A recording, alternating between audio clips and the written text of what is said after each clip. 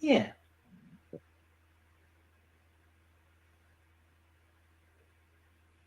And like now, like my brain's racing with like, what kind of story would I tell in the Dark Souls universe? You know, like story of desolation as Dark Souls is, or you could go in one of the other ages. You could go in the Age of Man, or you could like go forward to the Age of Darkness when the fire is dead. Ooh. I Votes mean, you either say Age of title. Advance or like the one with like the dragons and shit. The OG one wouldn't be that fun. I don't think the Age of Twilight with dragons.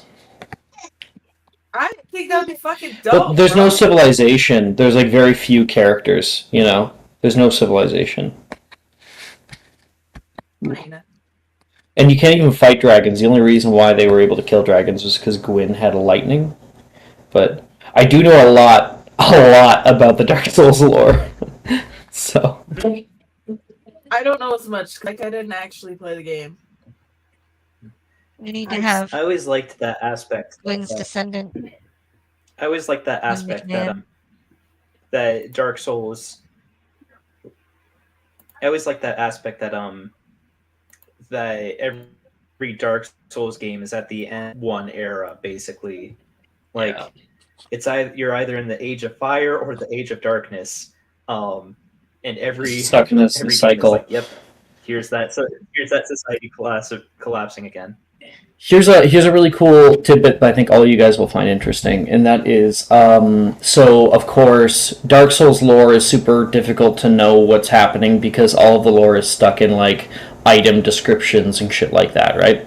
And you have to pick through it. Well, they did that because the creator of those games, so he's Japanese, obviously, and he loved like Western comics about knights and like medieval times, but he couldn't read them because they were in English, and so he would like make up his own story about what was going on.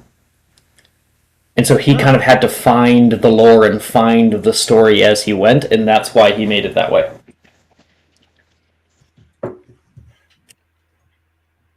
Right. Roll the intro.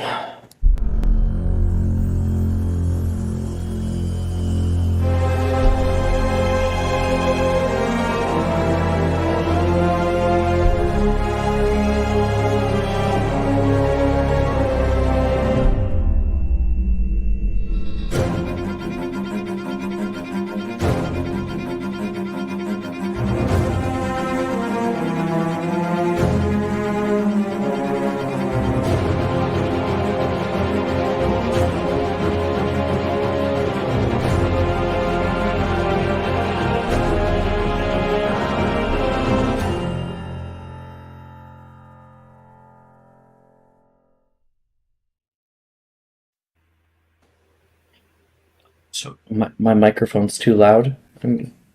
That's what chat's telling me is that my microphone was like crazy loud. Yeah, my microphone got unplugged, and sometimes the settings get fucked.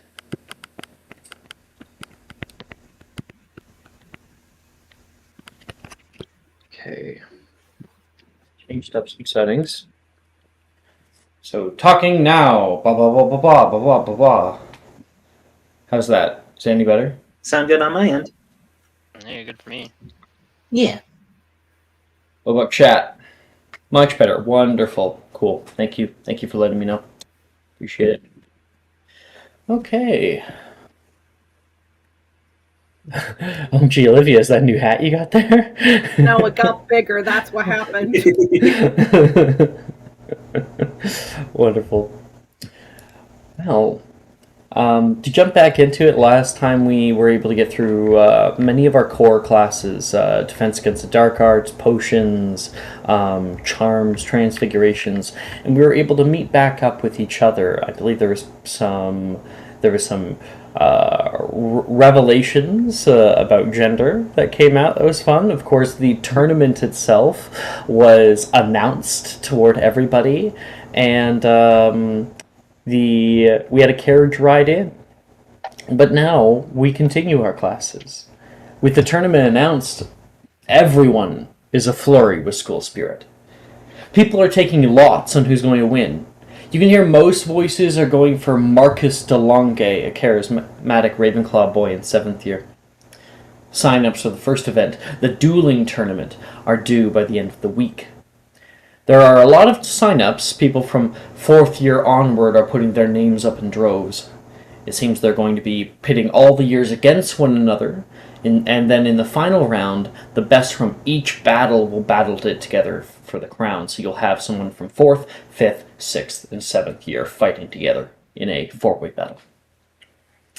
On top of that, love is in the air. Wait, no. That's just teenage boy BO. As you would expect in a school. Everyone is trying to find a date for the ball coming up. A few girls seem to be holding out for whoever wins the tournament, though, and classes continue by some miracle, since most people can barely think about anything else. Of course, who do we have who has dates so far? I think like you guys, a majority of you guys have dates.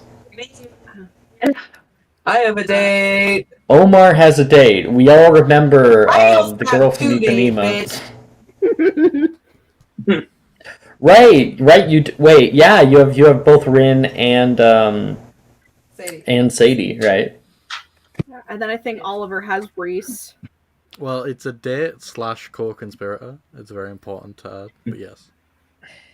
Wait, did Sadie say yes? Because I recall her being apprehensive about it. I have to take her on a date first, and then Right, you have to take her on a date first. Yeah. Okay. Yeah. A one-on-one. Vince was like, go. So, Pince was like, Cersei has some ideas on. Sorry, go ahead, Annie. Go ahead. Sorry. Oh no, go ahead. Sorry. Pince was kind of like that old woman on the white picket like balcony, waving her flag off toward Sadie. Go, my love. What were you saying, Annie? Do not throw away your shot. Oh, I was saying. Hamilton. What I was going to say was like Cersei has ideas on who she'd ask, but she also mentioned that she's like, I'm a gem. People should be asking me. Mm-hmm. Oliver has his date, obviously. / co-conspirator. Beckett. Have you pulled that trigger yet? Nope. Nope. Okay, that's fine. We have plenty of time too. And then Olivia with Melody. She has Have you guys- that yet. Oh. Melody is trying to find plans, but she needs help. Too funny. Okay. Well, we're actually going to be starting today's episode with Care of Magical Creatures. So, last year I had Beckett, Cersei, and Melody doing Magical Creatures class, and we didn't have Oliver, Olivia, and Omar. Has any of that changed? Absolutely not. No chance. Because we have Magical Creatures and Ancient Runes that are at the same time. Ooh.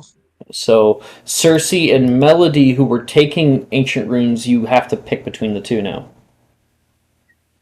Cersei still wants to keep her pet, wants to keep Cat around, so she'll take care of magical creatures. Just so you're aware, you have taken Magical Creatures class, and so you get to keep the pet. Simple. Oh, okay. Yeah, it's kind of like the school's like, we don't want 1,000 11-year-olds anymore who all have frogs that are hopping around this place and they don't take care of them and they die in their little like cages, At least teach them how to take care of their pets. So you have been taught how to take care of a cat properly, and now you're allowed to keep it even if you're not taking magical creatures. Okay, then I'll take ancient runes. Okay. Because of Melody's goals in mind, she's gonna stop taking ancient ruins and continue with magical creatures. Cool. Okay. And Oliver, Olivia, and Ombar all weren't taking ancient runes anyway. So you sure you're not taking magical creatures now? I'll just start taking Correct. ancient runes. I'll just be really confused. Oh no. Now, here's the question. Mhm. Do I take ancient runes to attempt to get more spells? Because guess who does not have all the spells locked in? That's the question. Maybe that'd be a good idea. My wisdom is ass, but like, I But mean, you get more attempts, like, because if you attempt it in Yeah. class, you at least get to attempt it out. yeah. Okay, I'm Might be a good ancient idea. runes. Okay. All right. And then looks like Olivia will be getting a free period. Okay. So for Melody and Beckett, you guys are the only ones left, and you can see that the class has definitely dwindled in size a little more after last year and all the craziness there. They were like, maybe not. Today, I'm actually the creatures class. You all meet at the north of campus, down the slope toward the lake. You can see Hagrid standing like a monolith in the clearing. His pant legs have been rolled up all the way to his tree trunk-sized thighs. "Oh, you all made it! Just in time, too," he says, standing on the sandbank and petting something in his palm. "Oh, come on down here, everyone. Don't be shy." "What are we doing down here, Professor?" Brett asks. "We're not going swimming, are we?" Juniper says, stepping down into the sandbank. "Oh no, not us.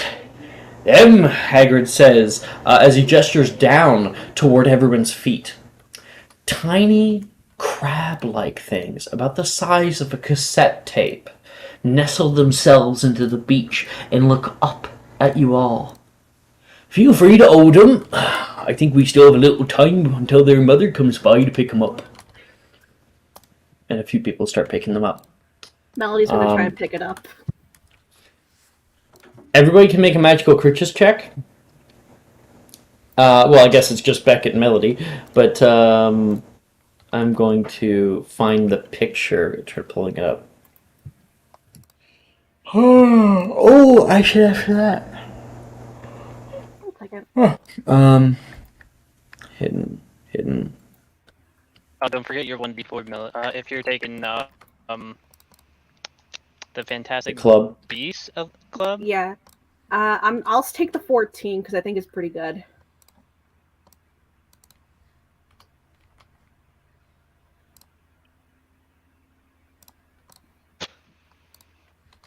$11. Jeez, You got an 11? I got an 11. Okay. Melody? I got a 14. 14. Okay, before I show you these creatures, I should probably get those grades down. 11 and a 14. High or low, Beckett? Low. I got high. Ah. You know what that sounds like? Communism. That sounds like communism. Do we need that sounds like communism merch now? Yes. No, just use Just it as a Beckett. sound clip. Just use it as a sound clip. You're That fine. sounds like communism. Whenever somebody follows, like a little thing will come up. That sounds like communism. Okay, okay, so I got that. Trying to show everybody this creature. So you guys bend down and pick up out of the sand these odd little things. It's these tiny little crabs. They've got these like red pincers that come out on either sides. They have this beak right at the front that kind of like opens and closes just a little bit. You can see it even push out just a tiny bit. You can see these little beady black eyes. Uglians. Calling them uglians. Stomp them out, they deserve death. No, they're cute. They're actually really cute. What the hell? They've got little flippers in the back that are able to like fold back into their butts, and they kind of have this horseshoe crab shaped shell that goes over them. And Beckett, as you're holding yours, you're like, oh, cutie, and then the little beak comes out from its mouth and clamps itself onto your nose. Babarda? If you do that, I'm giving you a T. I think you might be. Yeah, you might. Yeah, I think that might be bad. It's incarcerous. They're only this small. You can pull them off. Yeah, I'll pull it off. So how do you react when that, like, verbally, physically, when you are clamped down on your nose? Flinch in pain. Ah! Rip this thing off. Beckett's trying to pull it off of his nose, and you can hear, "Oh, right, stay away from the front end. They're mighty curious creatures." And then Beckett, you're able to yank that thing off. Oh, curious. Across the water. Sure. You throw it. Sploosh. It's getting pretty good. Now, Melody, yours that you're holding, you see this like these like little ridges right here. Mm-hmm. The one you're holding has a blue streak running down both arms. Oh, you said. Wonder why you're It's- blue instead of normal red. It puts its hands up toward you, and you're like, no. No. I know you want to pinch, but it's not very nice of you to pinch others. And Hagrid will let you guys know about them. He says, "They're called Ignians. Related to other crustaceans, Ignians are one of the most covetous creatures you'll find, right past Snifflers and dragons.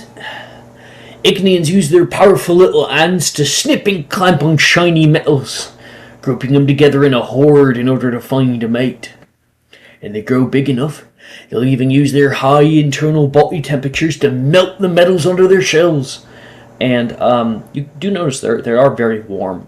Very warm. Where are we? You'll notice they're pretty squishy right now. And they are. The shell is actually soft. Dang it, I keep losing my place. But just wait a few months. These little guys will grow big and strong. They mostly eat seaweeds. At school keeps them round to help prune the lake.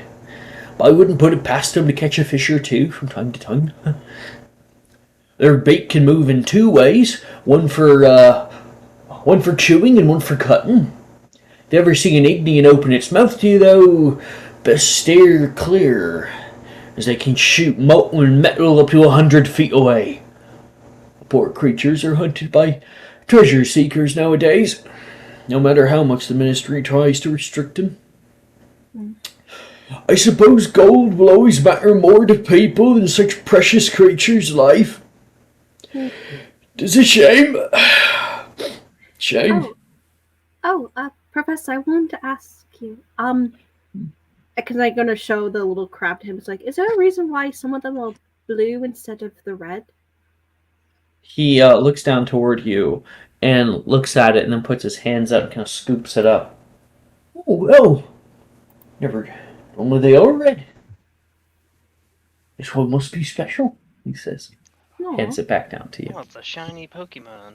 Fuck yeah. It is a shiny. It's a shiny Pokemon. Beckett's like, I need it. Beckett, you already have the Omnitron snail. Need Foil more. snail. Which it's need- Gary. It's Gary from Gary SpongeBob. Man. So like Ted, have you decided because Pokemon or SpongeBob? You have to decide between your two greatest strengths. We're farther with SpongeBob than we are with Wait. Pokemon. So are we naming it Gary? It's Gary. Yeah! Woo! Hell yeah. Where was I? At this point, you all hear the water roil a few feet away. There's a muted horn-like screech as you see bubbles blow up to the surface of the lake violently, and a soft red glow come from beneath the surface. The Ignians all react to the call as many babies start to flap their flippers, entering the waves and meeting up with what you can only expect is the mother Professor Hagrid spoke of earlier.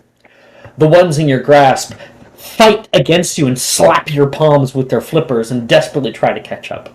She immediately brings her hands down to the ground. It's like, it's all right, Squishy. Go on to your mom. It flips down into the sand, and then has to right itself before disappearing into the depths of the waters below. And that is Magical Creatures class. Goodbye, Ignian.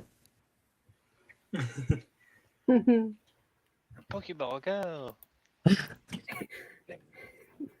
The girl got a shiny. Let's go.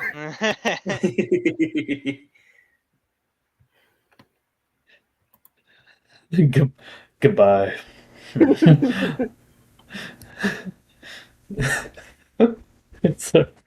I'm sorry. I'm thinking of something that's a spoiler, but Ray said something really funny in his session. Anyway. I know exactly. Oh Yeah. my gosh. Some of you know. So funny. Shay, this is the first time you've witnessed this class, isn't it? It is. Yeah. But I suppose it's not the first time you've witnessed Ignians. Definitely it's not. Nope. Okay. So, Ancient Runes class. We have Cersei, Oliver, and Omar who are in it.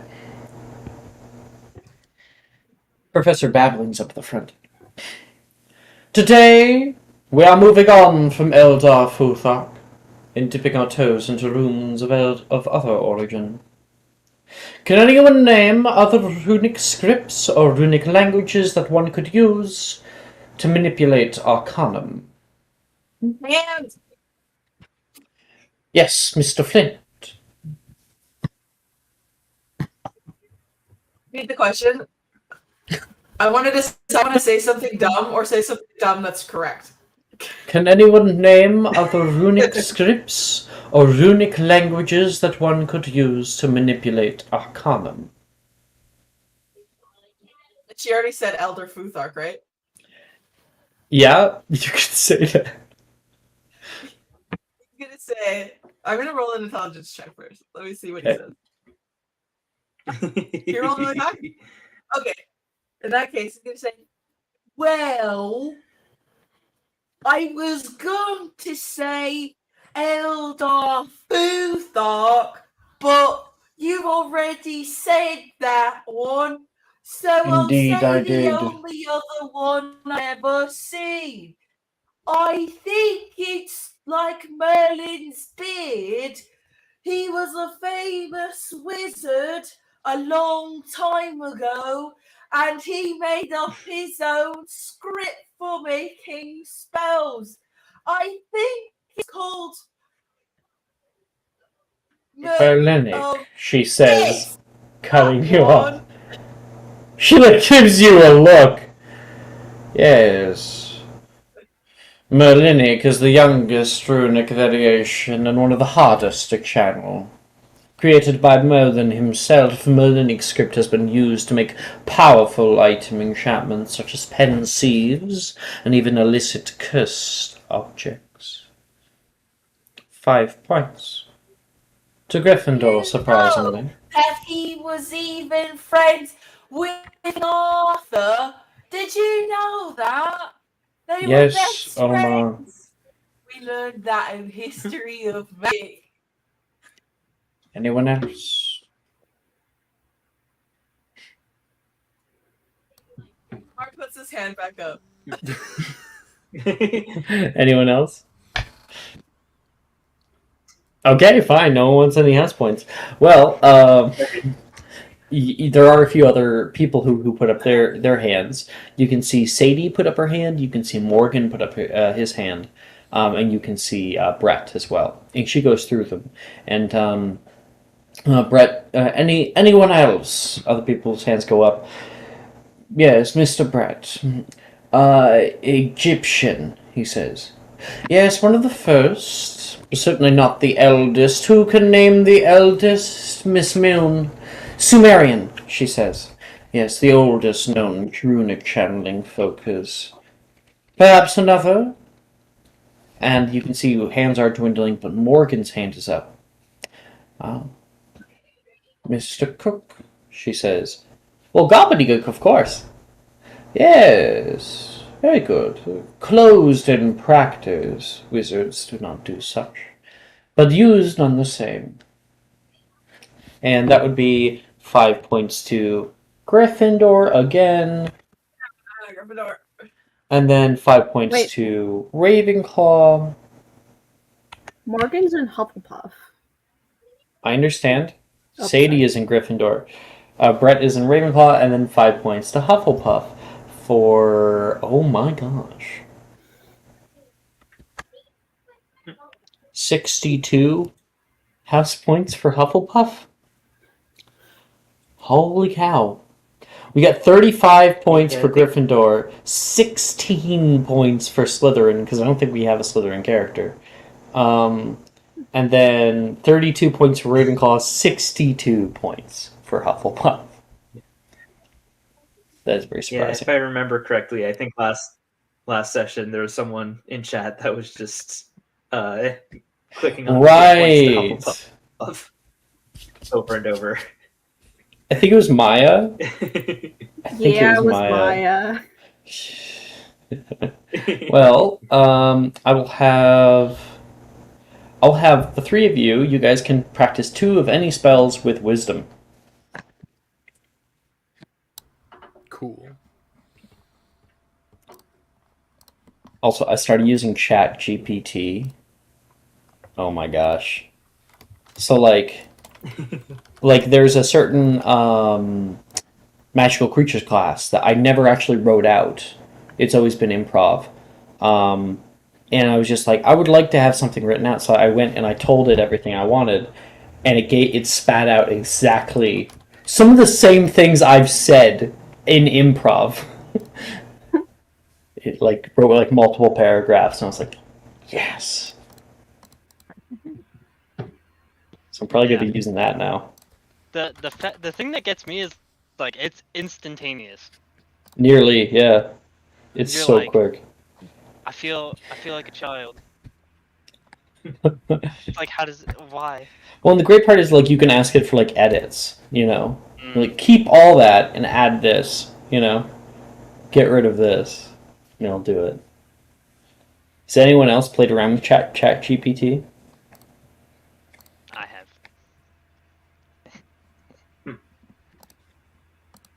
Not hugely. But I put 1 or 2 things in it and went, huh, that's interesting. But then I always get distracted by something much dumber usually. Onyx over here adding Slytherin house points. Oh, 3 points Slytherin. I mean, Onyx. It's kind of they have 16 house points, my guy. 16. So you just brought it up to 19 house points. Versus Hufflepuff 62. We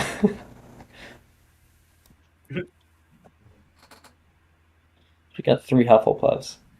Yeah. This game especially has no Slytherin characters.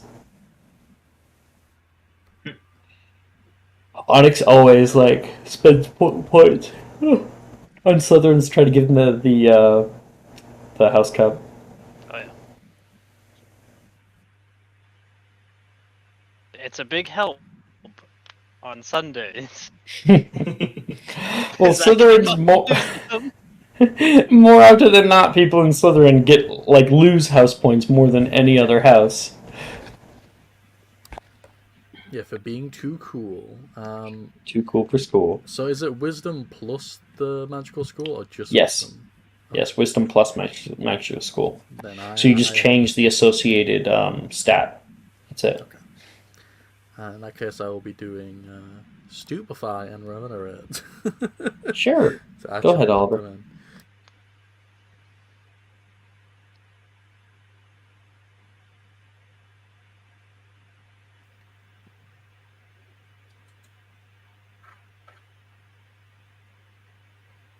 Cool stupefy, and then this one is remunerate.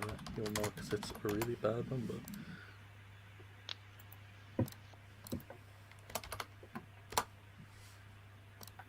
Oh my god! Actually, I think I got both of them. All right, so I've gotten a bunch of messages. Sorry, I was getting distracted. Oliver, what was the what was for stupefy? What'd you get? So I got a 20 for stupefy and a 15 Nice. for remunerate. Okay, high or low? High, please. Low. It's an E. Okay. Omar, are you ready? Oh, Cersei, you ready? Sure. Yeah. But Omar can go first. Oh no, let me go last. I'd rather go last. Okay. I think I'm gonna do Scourgify and Crinus Muto. So that would be. Oh, what would that be? 1 second.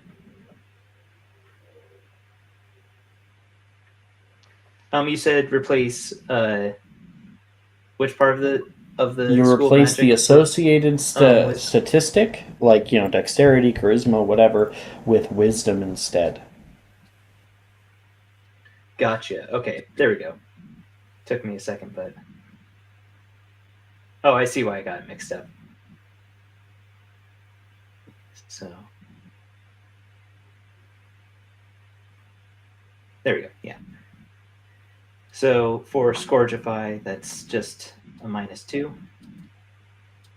So 1 second.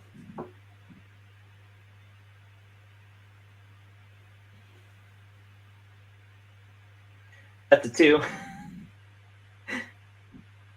You got a 2 for Scourgify? Yeah. Oh boy. Then here's for Crinus Muto. 19. What do I even do when you have such varying okay. So then that's overall an A, meeting in the middle. No, a 2 would be a D. High or low? High. I got high, so I will give you an A instead of a P. Heck yeah. But Scourgify, you ain't always cleaning high. shit. A new stain appears on your robes.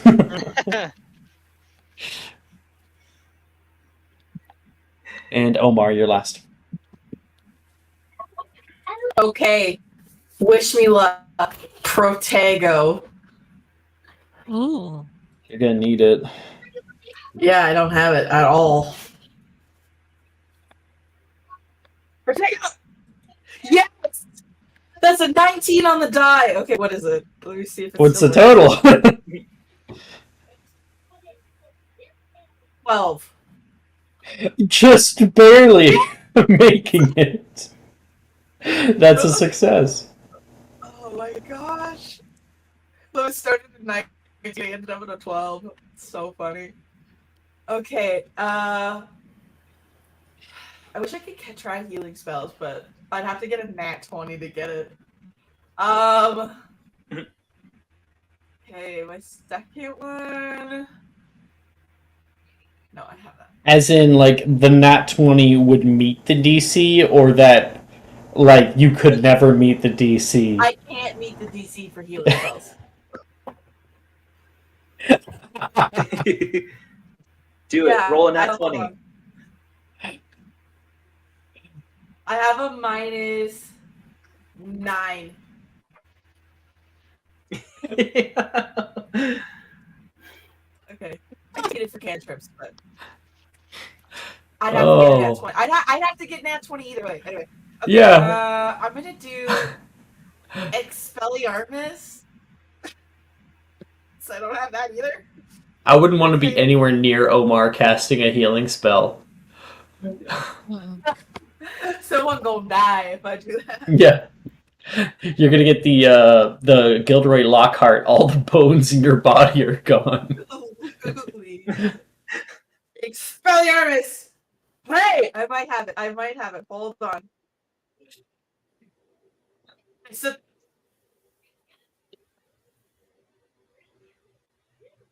Oh, it's an 11. Fuck!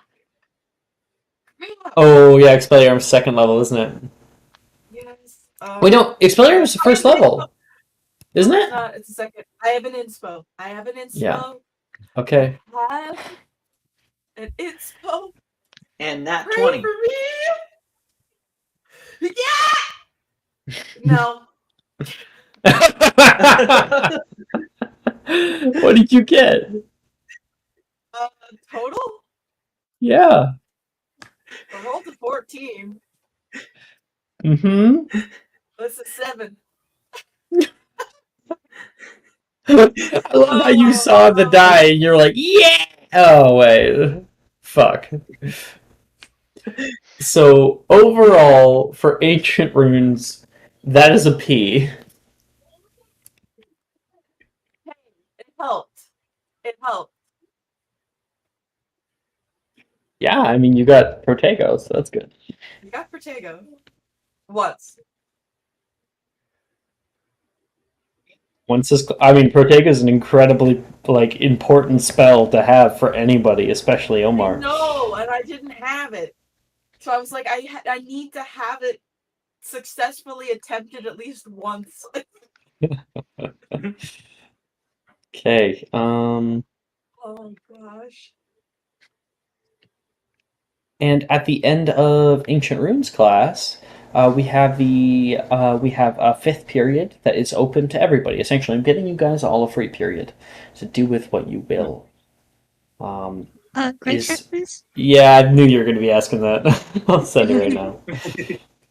Now, of course, many of these we haven't done yet, like herbology, and we're actually going to be doing astronomy today, Ooh. Nice. so you know. If you choose to bump up a grade that we have yet to actually like roleplay this year, I'll put a little asterisk on it, and that means that I'll give you preferred grading. So instead of doing like a high or low check, if you get a certain number, I'll be more inclined to give you the higher amount. Awesome. And sending it now. I just want to confirm that Muggle Studies and Divination are the enjoined classes. If you should be able to find it in hashtag electives. So 4th year divination Muggle studies. Yep, Okay. that's the split. So if I'm taking Muggle Studies and I drop Divination, is that grade stricken? Yes, it would, because that would be the previous year. You would have gained the house points for it from previous year.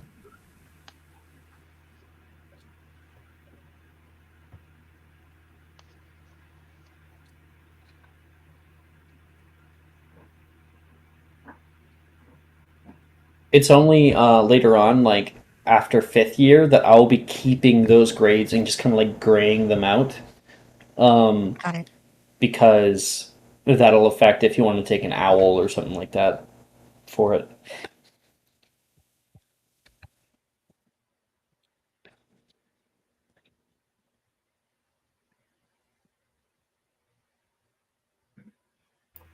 So I have Janus access now, which is awesome. Nice.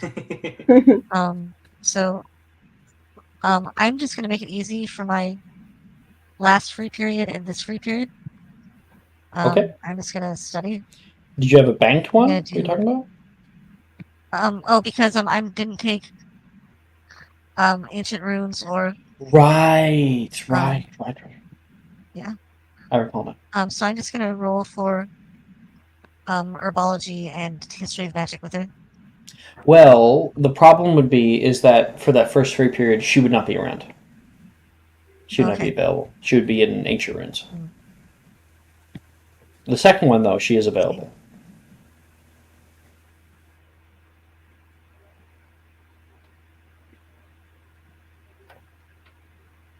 I think the only other person who's not in 2 classes. No, that's third year. I'm like, who is just like around who's not taking either of those classes? Either divination, no. 4th year. Ancient runes or creatures. Arnesia's not taking either. And that is it. Everyone else is in one of the 2. Will we be having transfig later? I think we might have done it last session, but I'll quickly check my notes. Yes, we had it last session, so we will not be having it. Okay. Then I'll study it myself. Okay. And I'll do history of magic with her. Sounds good. So I'll roll for the history of magic first. I would also allow, if you wish, investigation for transfiguration. That would be excellent, thank you. Okay. So for history of magic, that's a nat 20. A natural 20? Uh-huh. Whoa, okay. Olivia, transfiguration, that's definitely an O, and I will just give Ravenclaw 5 house points. Awesome, thank you. Oh no, I mean, I was studying history of magic. I apologize. Oh, okay. Let me quickly change that then. History of magic for history of magic. That is an O. You go up by 2 because of the nat 20, and yes, 5 house points just for fun. Yeah. And the next one is going to be me studying transfiguration by myself. Oh, well, the second... Wait, that one was with Janice? Yes, that's correct. Gotcha. Okay. So you can do investigation or history of magic. It's up to you. I'll do history of magic. Okay. That's a 17. If you're going this one alone, is not high enough to get no. Let's see. You have inspo? Probably do.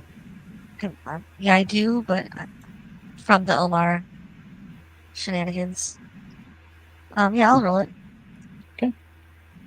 Let's see. That one, damn. Yeah. Okay, still have an E.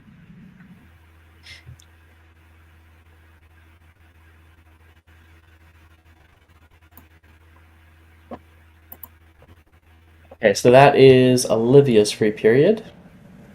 Everyone else. You guys can do roleplay if you want. You guys can run around the castle. You guys can play a Quidditch game with each other. I don't care. Whatever you want to. I would like to make the clay sculptures, the ones that we can move. Ooh, you want to try your hand at imbuement early? Yes. Yeah. Yes. Okay. Okay.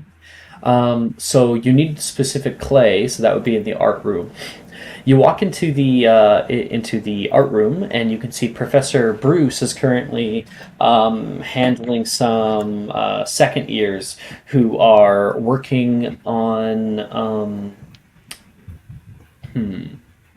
They're probably working on like small moving pictures, small portraits about this big, with their enchanted canvases, and as she's helping some people out. Very, very nice, she says, kind of like giving somebody a little pat on the back, and she turns and she's able to see you. Mr. Glass, what are you doing here? You don't have art right now? Came to fill up my free period with some imbuement. Oh, well. I do have certain materials. What would you need? The clay, right? Clay. Yes, I have Stuff some to back here. like sculpt out little figures. Oh, we have plenty of room in here. Hello, younger class. Please say hello to Mr. Glass. And you can hear like everyone say, "Hello, Mr. Glass," and like a few people are like waving over toward you. You can see one of Ernesia's siblings are in here. That would be Is that Kingston or no? That was this year. He's in first year. Let's say it's a first year class, and this is Yeah. Kingston who's in here. He's able to see you and give you a little nod. Hello, little ones. And Professor Bruce says, Mr. Glass will be in here for the period, just working on a more complicated project of his own. Pay him no mind, she says. And she's going to lead you off to the corner of the room, get you like set up with your own little area, and gift you some proper enchanter's clay. Love gifts. Do So, I need to roll for you what do. I'm making? Okay. Firstly, you need to make a performance check to try to make whatever it is you're trying to make.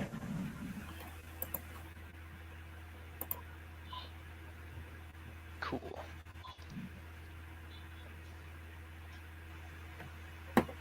$14. 14, okay. And please describe to me what it is that you're making out of this clay.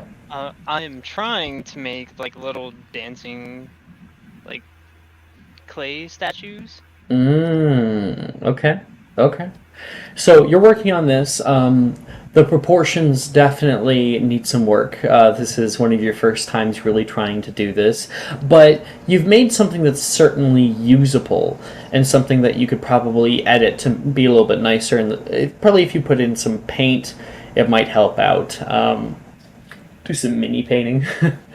I would like you, please, to make a spellcasting ability check.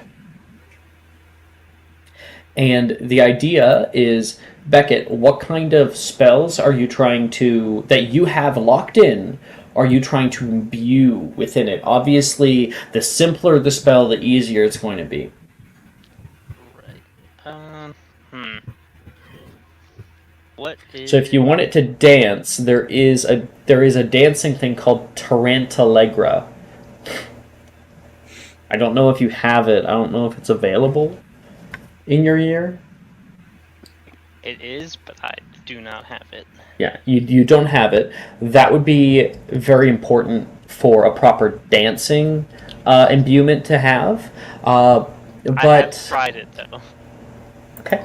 Look For now, if you wish, you can make the spellcasting ability check, and we can kind of bank that check for later. You're going to want to learn it.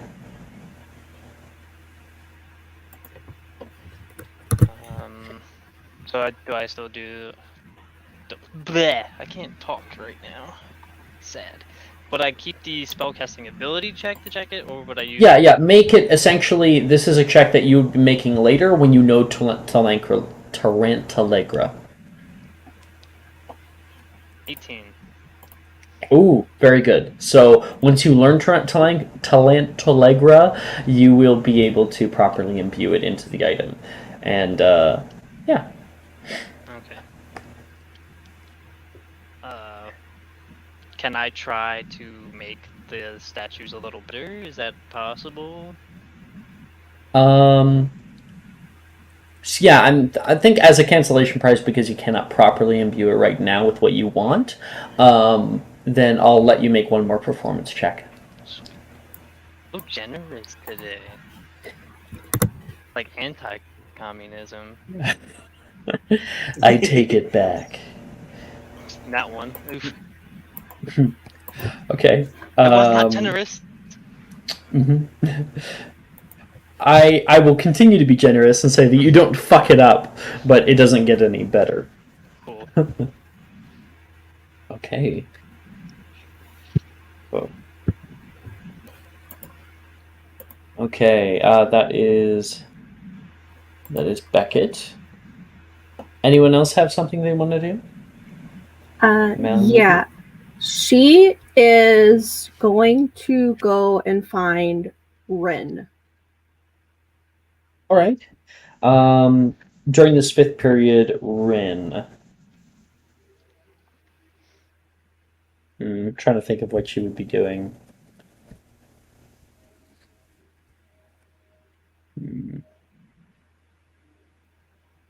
Yeah. Okay.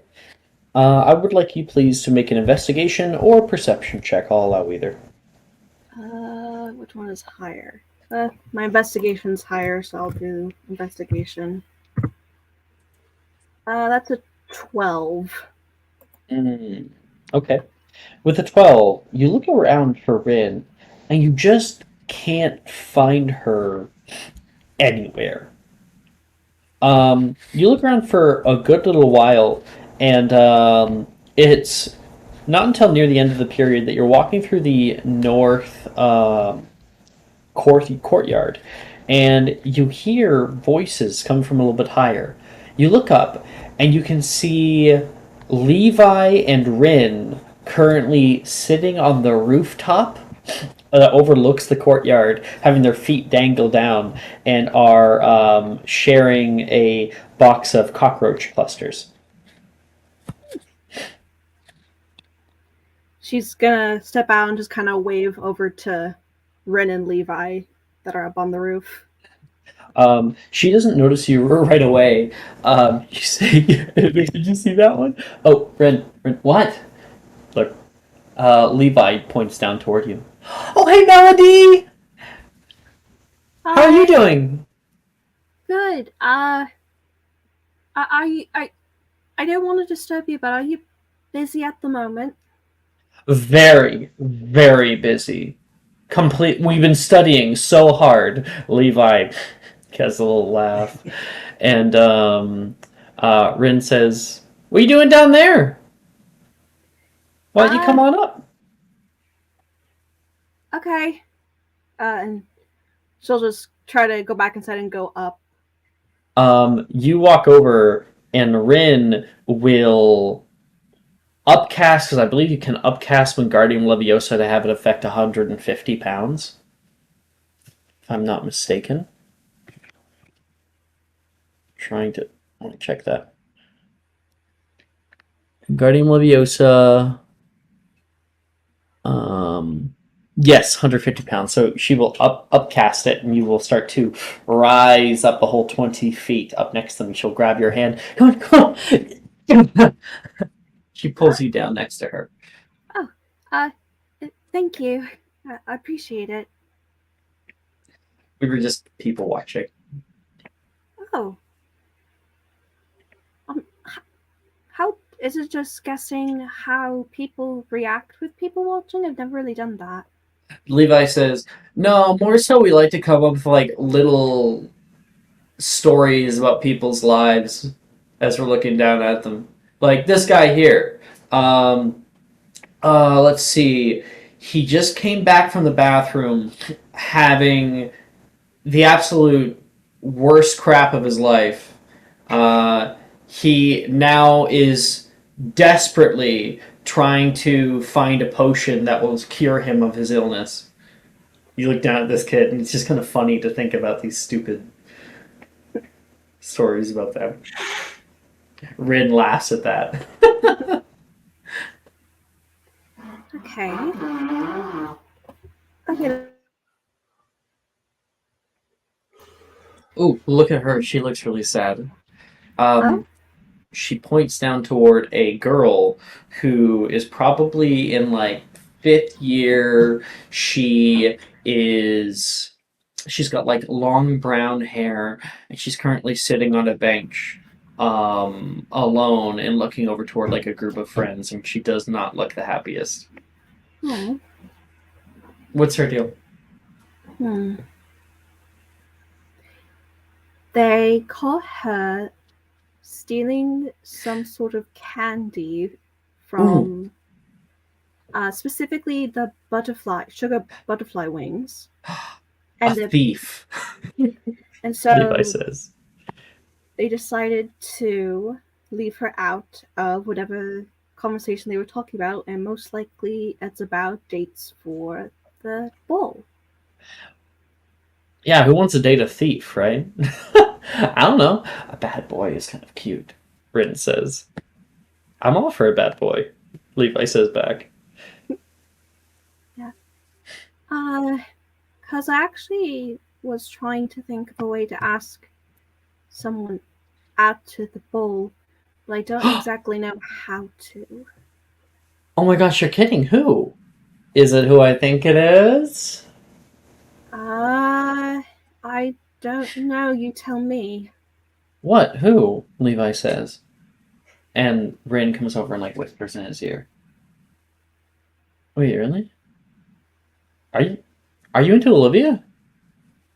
She immediately just like slowly goes down. It's like, ah. So I was right, Rin says. You can't pull a fast one on me, Mel. I know. It's like I want to do something special because I want to do something special for you, or Olivia try to help with Omar. Did Omar do anything special for Rin? I think he just asked her. Yeah. Yeah, she's like, well, it wasn't that special or anything. He's a cutie, though. I mean, I like his hair. He takes good care of it. He honestly has the biggest heart out of any of the Gryffindor boys. Why don't you date him then? Rin says, and kind of chuckles. And Levi chuckles back at that too. I see him more as a friend, really. I want to do something special for Olivia, but I'm not exactly sure what to do. I was originally thinking of doing like an orchideous flower thing. Flowers? I don't know. Is Olivia really into that kind of thing? Levi says. I mean, we don't really talk much, but she seems more like the heart type, you know? I think she might respond to something kind of cool or outgoing, big. Something like an adventure, you know? Okay. That would definitely make more sense. Oh my gosh, she did. And like Rin starts to whisper with Levi, okay, that could probably work. Yeah. Well, nice. But have we really done it? Maybe. I think she'd like it. Rin's like, what? You guys should go on a little adventure. Do something dangerous. Say, maybe trick her. Just for fun. Just for fun. And I am going to...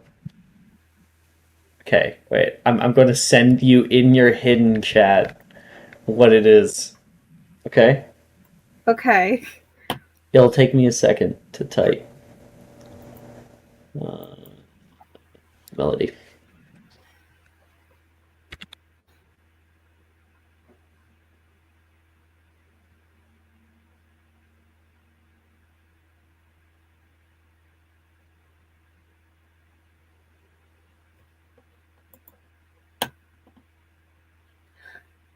Oh. Okay, so I got more. Okay.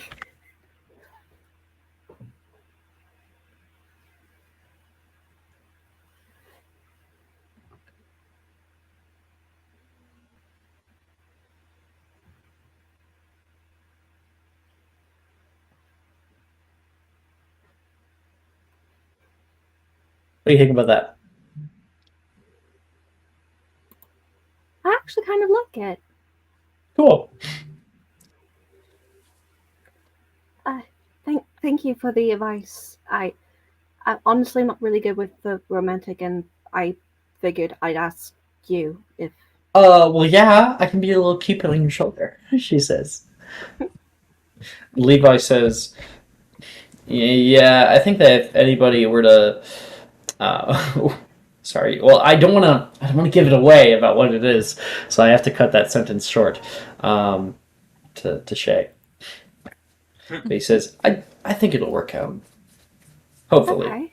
I mean, if she's not into you, she's not into you. There's nothing I can do about that, but, no. I think she's totally into you.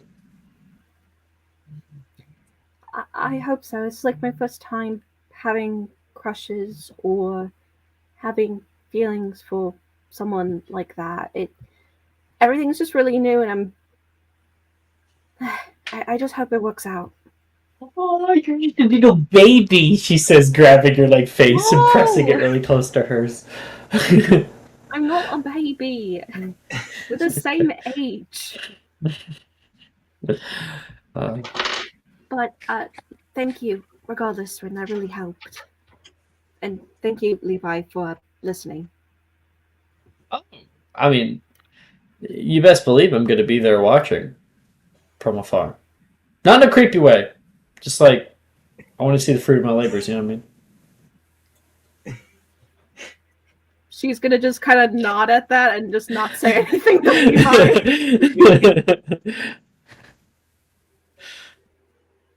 Like, not in a creepy way. It's a little creepy, princess. Damn it. Okay, so that is definitely something that we can do. That's humility. Other people?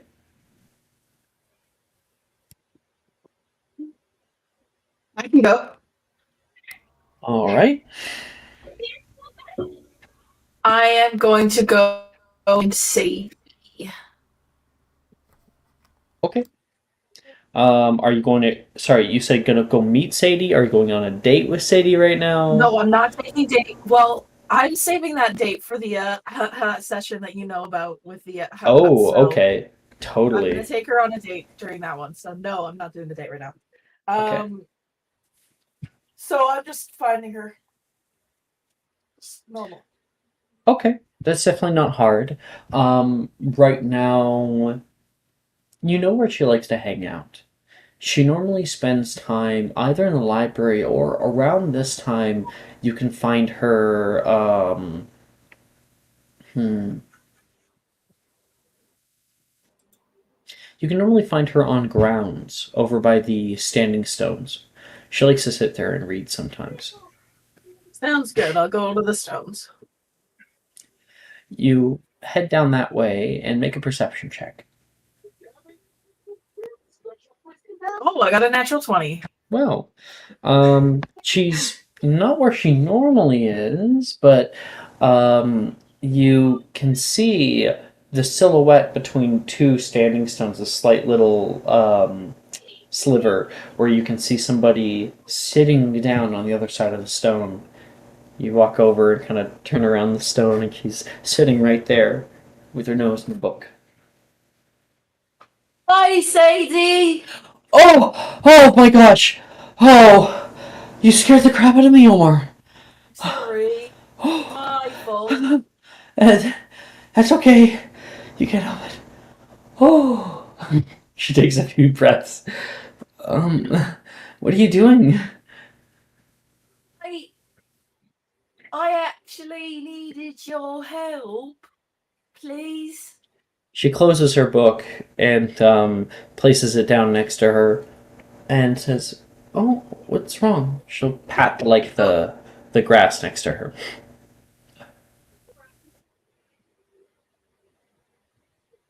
Nothing's wrong per se. That's not it.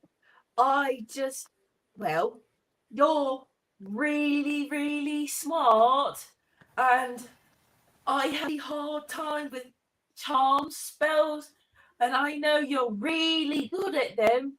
So I was thinking maybe you could help me be better. Well, yeah, I probably could. Um, I don't see why I couldn't help out here and there. What were you looking at? She says, and kind of stands up to come over next to you. You see her kind of lean against the standing stone, looking at you, and looks down at your bag, kind of waiting for you to pull out the page or something. Or I'll pull out like my charms textbook.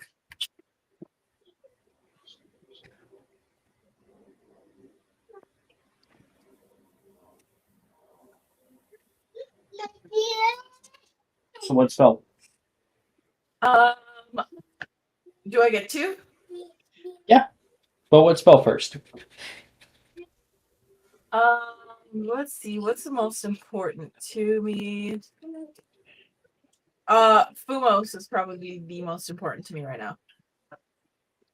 Okay. Fumos and Potato. She says, "Oh, I've only done Fumos one other time. It's kind of similar to Nebulous, but charms based." Well, Nebulous was really, really easy to do, but Phobos is not that easy. They are different schools of magic. One is kind of more utility, and one is actually changing. It's too complicated. Probably best not to go too into it. But if you did want help with it, I could help you out. But I think that spell is a little bit dangerous. I'd like to keep my distance. Yeah, just stay behind me and you should be okay. And yeah, the two of you are able to attempt it out, so you can roll for Fumos with an added +2. Phobos! No! No. I rolled a 3 on the die, Okay. so it's like Yeah, you try it -1. out, and you end up creating a black cloud that surrounds you.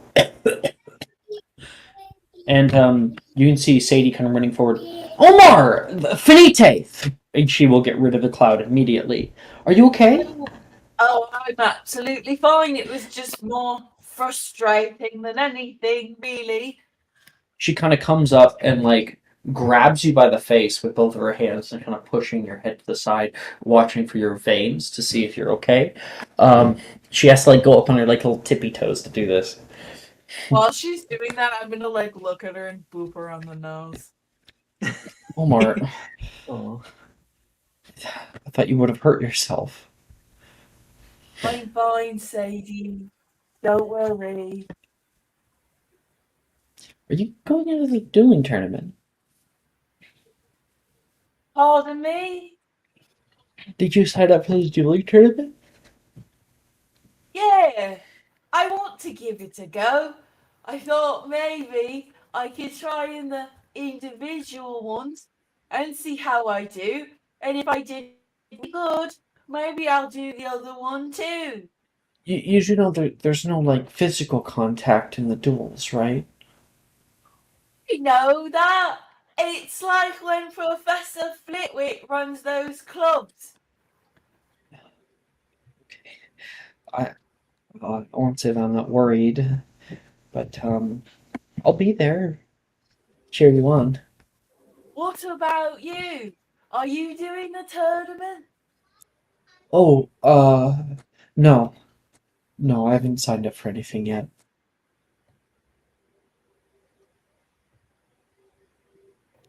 Hadley's yelling at Jordan right now. Let's give it a second. I'm good. Did you hear her answer? No, I did not. Sorry. She said, "No, I haven't signed up for anything yet." I think if it's a whirl, I think you would do really well. You're very smart and really good at charm spells. I'm no good in a fight. You know, DA, I kind of freeze up when things get crazy. Sorry, what was that? DADA freeze up? Yeah, Well, you just got to be really brave. That's all you got to do. I think you can do that. You're a Gryffindor. yeah. Gryffindors are supposed to be brave. Sometimes I feel like I was put in the wrong house. I don't think so. I think it suits you perfectly.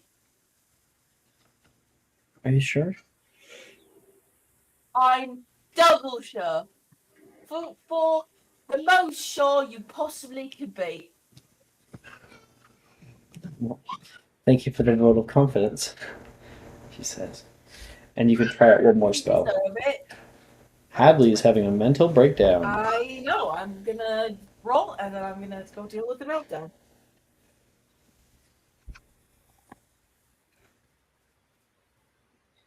Nat one. Yep. Okay. Hadley cursed my dice. Obviously. Oh no, not the baby. She's casting a curse. Okay, I'll back. Yeah, please. So much screaming coming from that room. Oliver, is there anything you wish to do for your free period? Yes. Please don't say it. Uh-oh. The fuck is your problem? You guys hear that? Yeah. I did hear the very loud "What the fuck is your problem?" which is very good with what I'm gonna say. So I'm gonna research werewolves. That is so But specifically, I'm gonna research werewolves while sitting on the moving staircases, just to annoy everyone, with the consistency of how all of it is. That's so good. All right, then I would like you please. Screaming? Why was she screaming? Because the fan in the bathroom is on. Seriously? For real. That was her problem. Oh my gosh. So you can make a history match check if you wish. I will.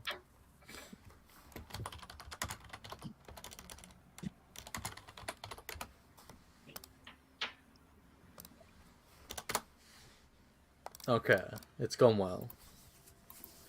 It's a 4. You got a 4? I got a 4. You want to roll that again? Because you do have inspiration. I will use my inspiration to not roll a 4. Okay. To instead roll a 10. Okay. Okay. Are you a magical creatures class? No. You are not. Okay. I'm gonna be nice to you. I'm gonna give you some information here. B, C, D, E, F, G, H, I, J, K, L, M, N,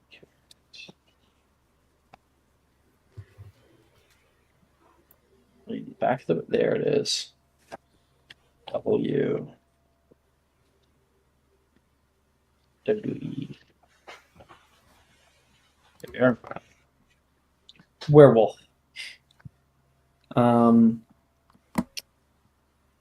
Fearsome and frightening, werewolves assume their form only during the full moon, after which they will resume their human forms. In their monthly altered state, werewolves lose their ability to reason and show mercy. Turned werewolves will viciously attack any human who gets in their way, even those they consider friends. The Ministry of Magic classifies the werewolf as quintuple X, denoting it as a known wizard killer. Only humans infected with lycanthropy turn into werewolves, which is transferred through a werewolf's bite while in wolf form.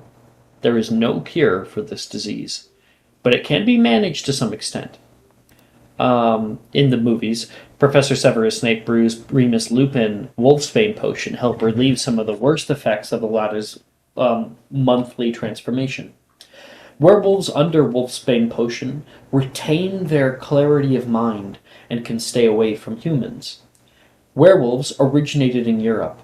Muggles, heavily familiar with werewolves though doubtful of their existence, have often cast these beasts as villainous or misunderstood characters in literature as well as many film and television series.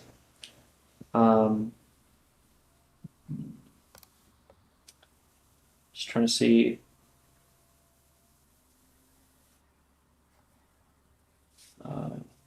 Some notable werewolves. Fenrir Greyback. He was a Death Eater, one of the most savage werewolves of his time, and he is well known for his bloodlust and preferring to prey on children. Despite his alignment with the Dark Lord, Greyback's ultimate goal is to infect as many people as possible and create an army of werewolves to take back power from wizards. There was, of course, Remus Lupin, and there's one more here that I've never heard of before. Wagga Werewolf. He later admits the people of Wagga Wagga had instead been saved by a skilled Armenian warlock. That's interesting. But there's a few other things. So with werewolves, if two werewolves have a child, they birth a werewolf who is only a werewolf. It has no human side to it. Just so you know. If you have a werewolf birth a child with another person, then that child becomes kind of half werewolf. They don't have monthly transformations or anything, but they do have heightened senses like smell, taste, touch, and they might have certain wolf-like instincts, like pack instincts and whatnot. Now, it is possible. There have been reports of people, such as, I believe, Bill Weasley, who has been half turned by a werewolf. This is different than being born half werewolf, but it is quite similar. So, it can happen from a werewolf claw, like if you get a claw attack and not a bite attack from a werewolf, and they can carve you up. These attacks cannot be magically healed. The scars remain constantly. They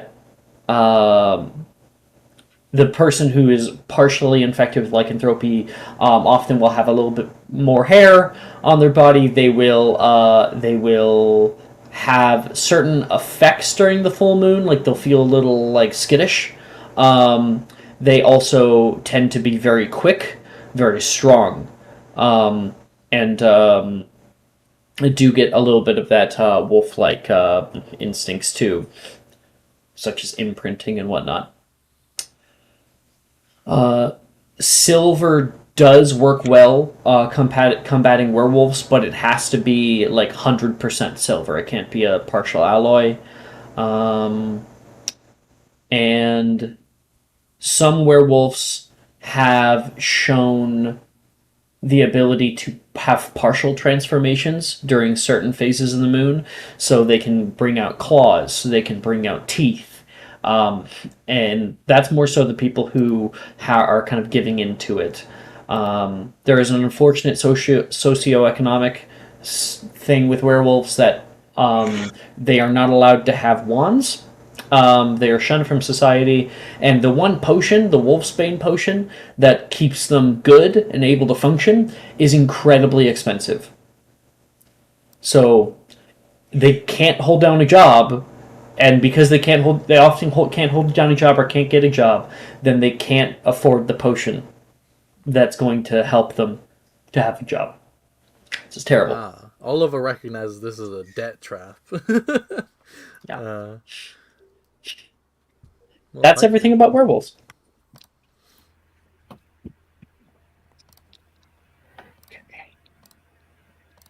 Oliver will definitely use this information only for good, not for mischief. Probably. And as you're reading that, it's a painting of an old man, large white mutton chops, sitting in his bathrobe in his bedroom. He looks over toward you and says, "Why are you always here?" And that's when we'll like cut the scene in the moving staircase. Cersei, you're last. I think Cersei wants to practice a little bit for the tournament. Practice some spells. Can she like find Sam to see if Sam wants to spar? Oh, abso-fucking-lutely. Yeah. You head over to go find Sam, and you come upon her in the Southern Dueling Dungeon. So there are many dueling tables that are set up in here, and you can see Logan just exiting. Fucking crazy, he says as he just brushes past you. Hey, Logan. You walk in and you can see her just kind of like rolling her shoulder a little bit. Oh, all right, who's next? I think she sees you. Made your way here fine, Travers? Oh, sorry, what did she say? She said, made your way here fine, Travers. Oh, yeah. Wait, were you going for Sam or Sally? Sam. Oh, okay. This is actually Sally. Sally is in the tournament. Sam is not in the tournament. Are you okay with that? Oh, or would you rather retcon try to find Sam? Yeah, I'm fine with that. Okay. She says, "My sister's not here right no, now." actually, I'll try to find. Yeah, I'll hang out with Sally, I guess, since I hang out with Sam a lot. She says, "My sister's not here right now." Darn. I guess you'll just have to do then. And she'll like kind of wink. Oh, I think you could take me in, huh? She says, taking a step back. I do like to have a little bit of fun, so I can't guarantee your safety. Well, Sam is a beater on the Quidditch team, but I'm sure you'll be able to be enough of a challenge. Can I tell you why I didn't go with her to be a beater? And why is that? Enlighten. You're not allowed a wand, she says, and pulls it out on the other side of the table toward you. Well, then show me what you can do. All right. Roll initiative. Let's see. My initiative is a +3.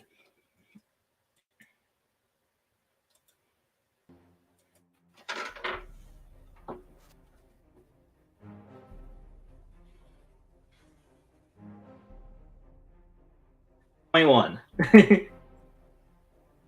What? Okay. With a 21. Yeah, she got a 19. You go first. All right.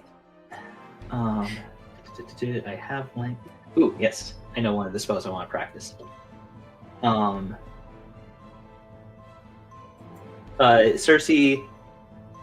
Cersei's gonna say to Sally something though before the start of the duel. It's like, how about we make this a little bit interesting though? How so? Well, if you win, I help you out with something. But if I win, you help me out with something. Having a favor from Cersei Travers. Deal. You know the rules, right? Incapacitated, unconscious, paralyzed for longer than 10 seconds, I win. Or lose. Or exit the bounds of the match.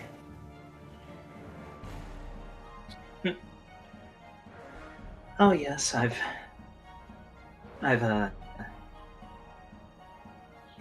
learned the Middlesbrough fighting techniques, so I've got some. What?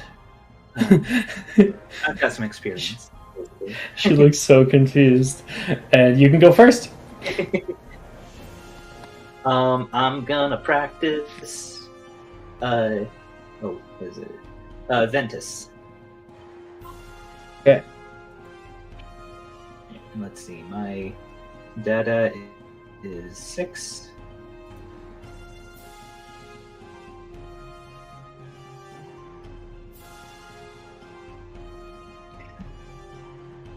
That's a 24. 24 for Ventus? Okay. So that's definitely a success for Ventus. Find it. Control F. Ventus. There it is. So, Cyclone Jinx. You create a small blast of air capable of moving one object. No, that's object. One medium or smaller creature that you choose must succeed on a strength saving throw, or be pushed 5 feet away from you and be rendered unable to move closer to you for the duration. Ooh, that is a fail. She is blown back with this large, cyclone of wind hitting her. You can see her legs just pressing against the wooden boards beneath her, and she gets pressed probably 15 feet away from the back. Oh, Nice one, she says, looking over toward you. She's having trouble, looking in your direction. Anything else?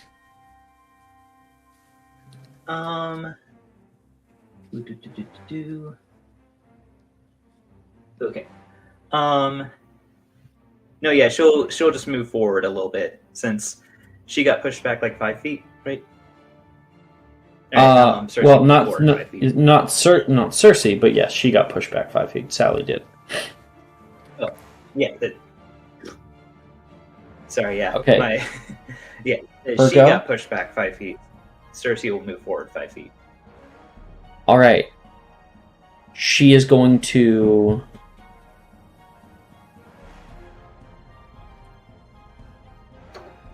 Yeah. She is going to cast a spell you have not heard of. She says, Divicto! Toward you. And that is a success to cast. 14 to hit. Wait. Can I use my reaction to attempt Protego? Yep.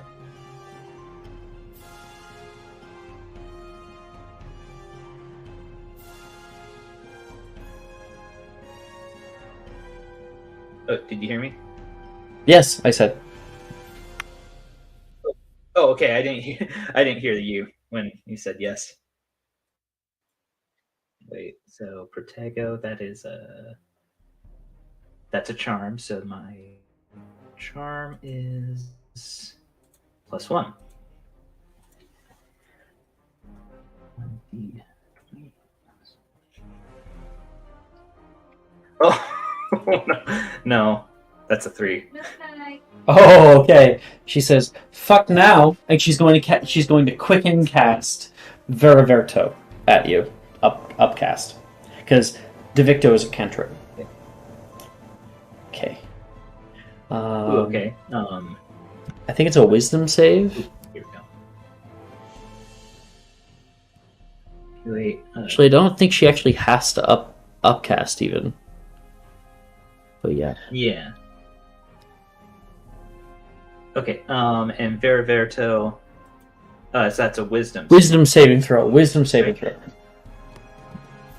let's see. My wisdom saving throw is just a flat roll.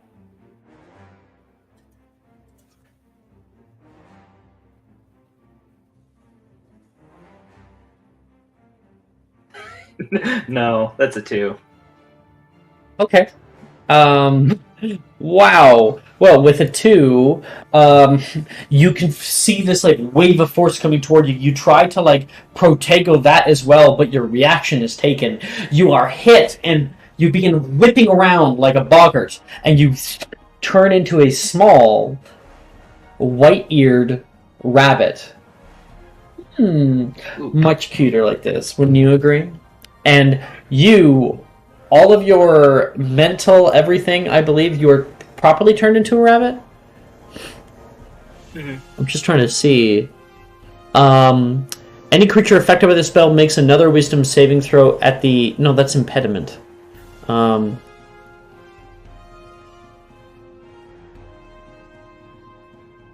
Yeah, and she had to upcast a transfigure into construct, so that will last for 1 minute.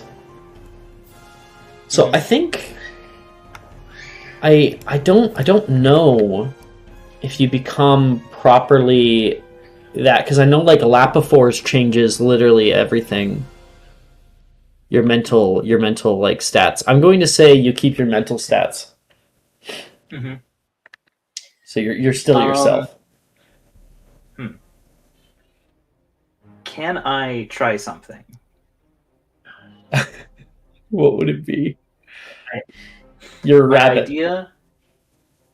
My idea is that being an animagus, I shapeshift again to my animagus form.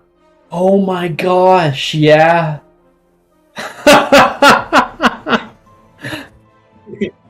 No way. Okay, well then, Why don't you send me in your hidden chat what that form is again? Because wait, no, I think I remember, but I think you sent me a picture, didn't you? Oh, I put in discussion, but Oh, you already have. let me see if I can just. Oh, so you already announced it to everybody? What would it be? Yeah. I'll put it. Yeah. Okay. Yeah, it was you revealed are. during She announced it to Professor Yoda. She was translate like, class. "Senpai, time to go to sleep." Okay. So Yeah. you So are turned into a rabbit, and then immediately, on your turn, whip and turn into a large dog. Is it a pit bull? What is that? It's a Roddy, bro. it's a Rottweiler. Roddy? Here It's it a is Rottweiler. for stream. Yeah. Hey! That's cheating, she says. It's And she will, she will jump at Sally. But she did go over the rules. She did not say no physical content. Middlesbrough roll. Middlesbrough rules. Okay, well then, I would like you please to make an attack with your Animagus attack. Right. Right. I need to pull up the Animagus form, because I think I chose offense form. Yeah. Because what makes sense to do evasive, since Rottweilers aren't small. Let's see. 1 second. Oh, here we go. Transfiguration. And let's see. Sorry, I'm going through the rulebook to find the Animagus form stat block. I appreciate it. My computer's being weird. Okay, here we go. Combat Animagus. I want to sit down. Okay. You want Okay, to so sit it's down? a- No. Close the door. Are you supposed So- to be in bed? Jordan? Is she supposed to be in bed? No. Okay. Close the door. Sorry, continue. Anyway.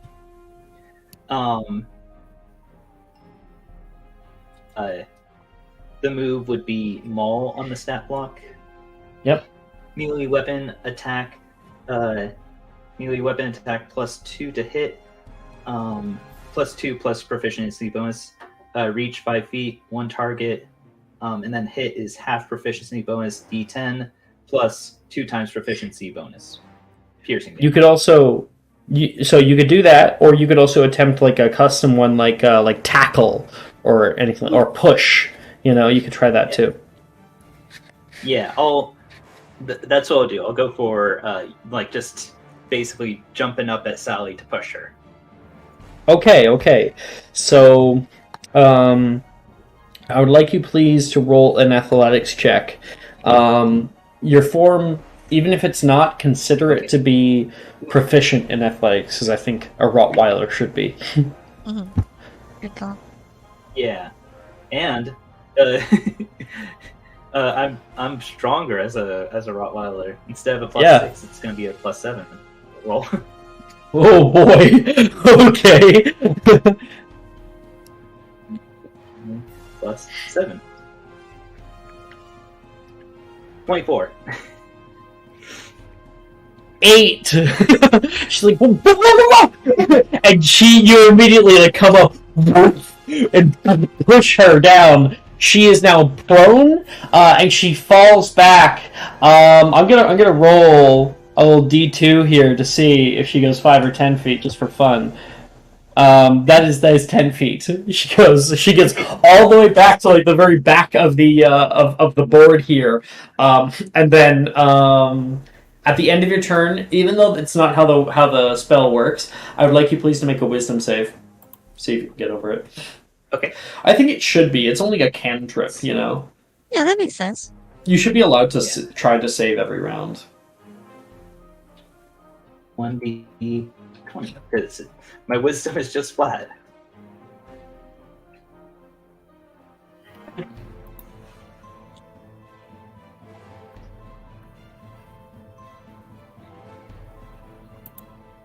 Uh, 17 for the save.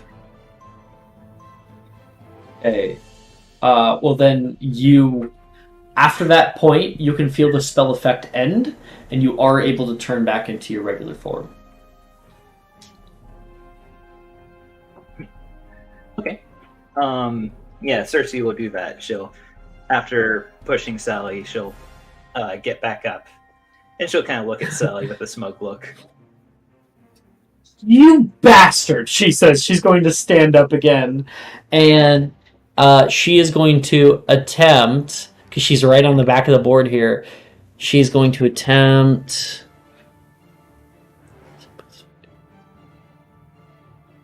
Incarcerous. Ooh. Successful cast. Strength save, please. Okay. That's one of my saves that I'm good at. Oh no, it's just +3. It's not bad, but not proficient at it. 3.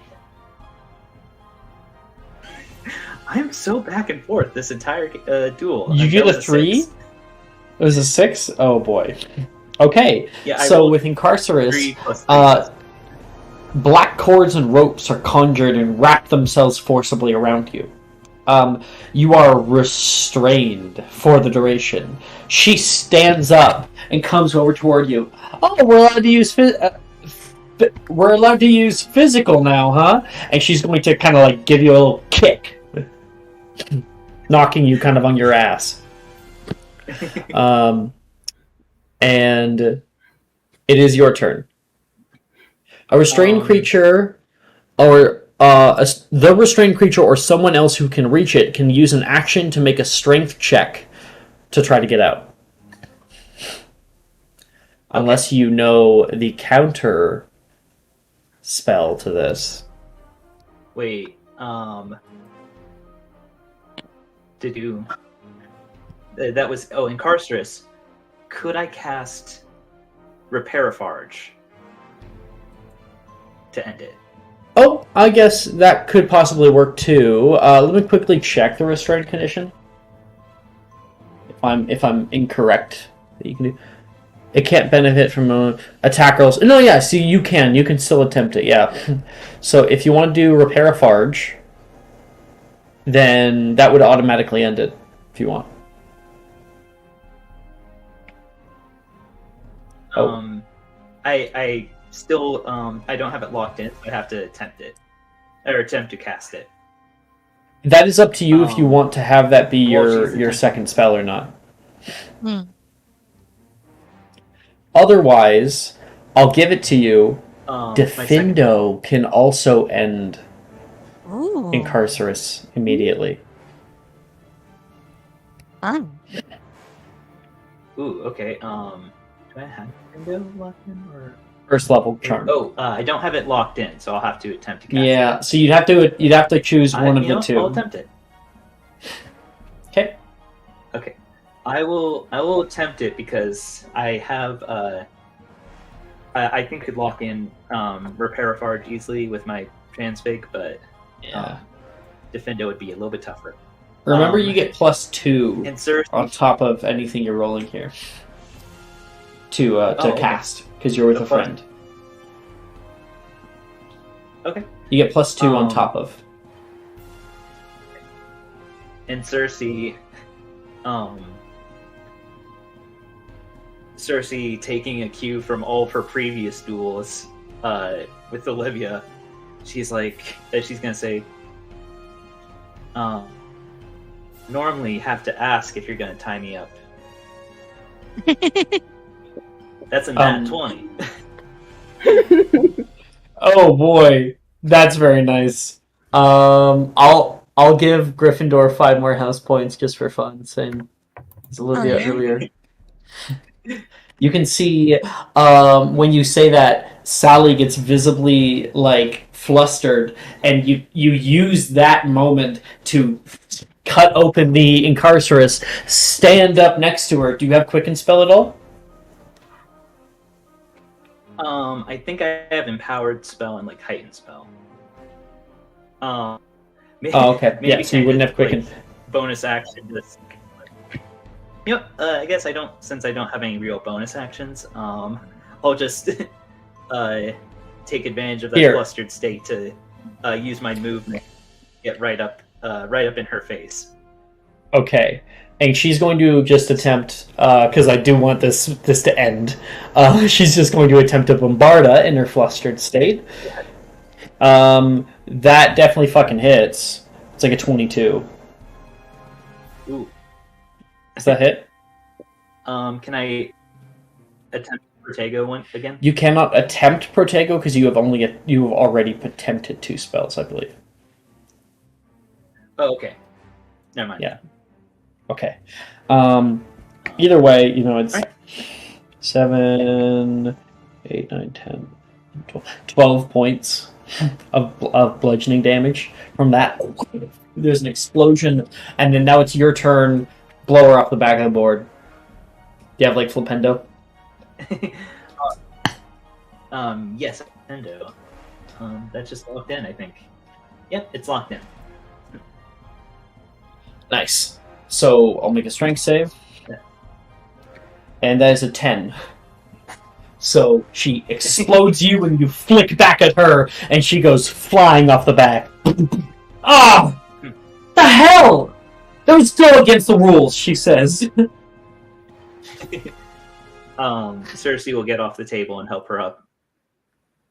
He grabs your hand, kind of pulls up very forcibly, almost pulls you down doing so. I guess I wasn't explicit, she says. I would have done the same. She gives you a smile.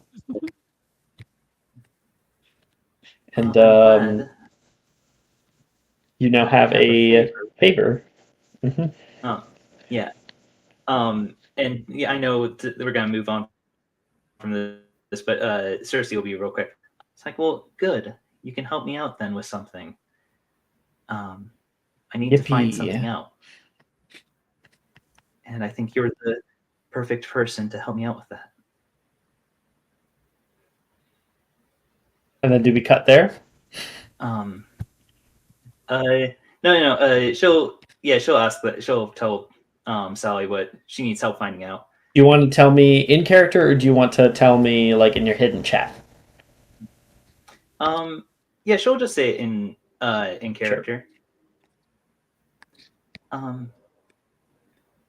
You can help me find out who Sam is thinking about asking out to the ball. Oh shit. I don't know. That's kind of a big invasion of privacy. Yeah, sure, I'll do it. Deal's a deal. She'll put her hand out toward you. Shakes it. And she says, "This isn't going to stop me from crushing you in the dueling tournament." It's 1-0 right now.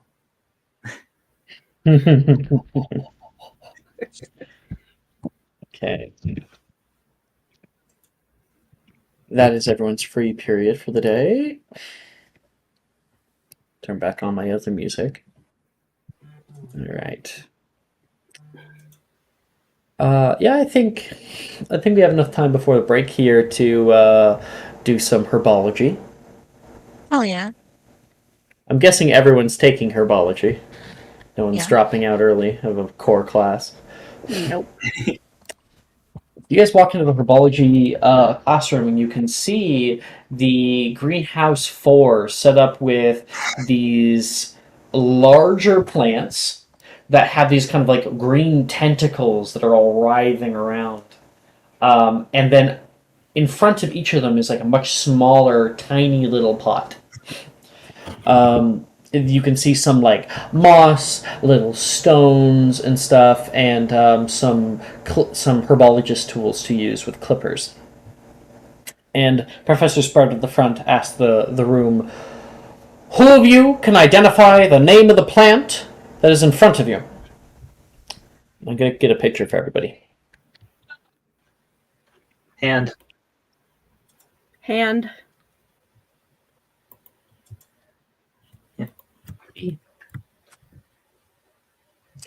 Okay, you guys can make herbology checks. Oh, wow. I sent a One picture in second. chat for you guys.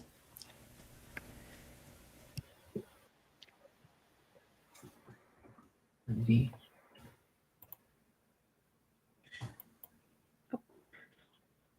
Ooh.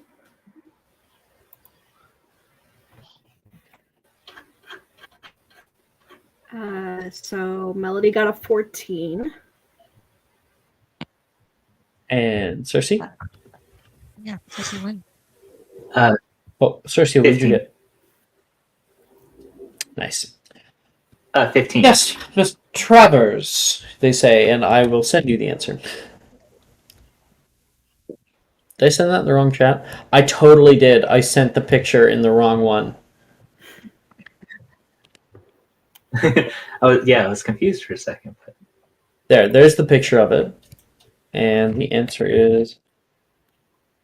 Ooh, okay.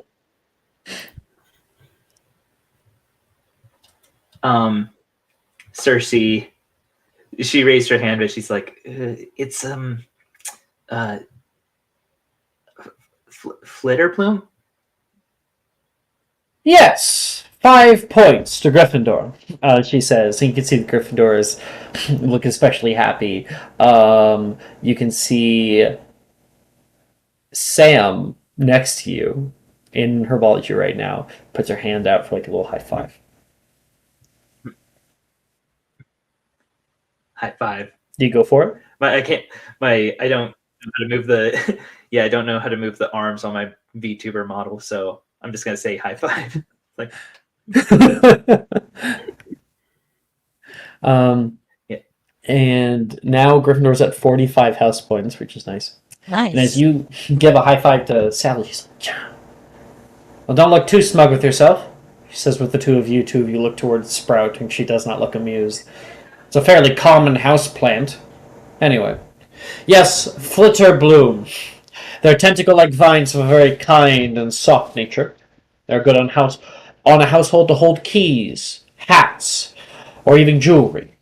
Much different than its murderous cousin, the... Hand. Herbology.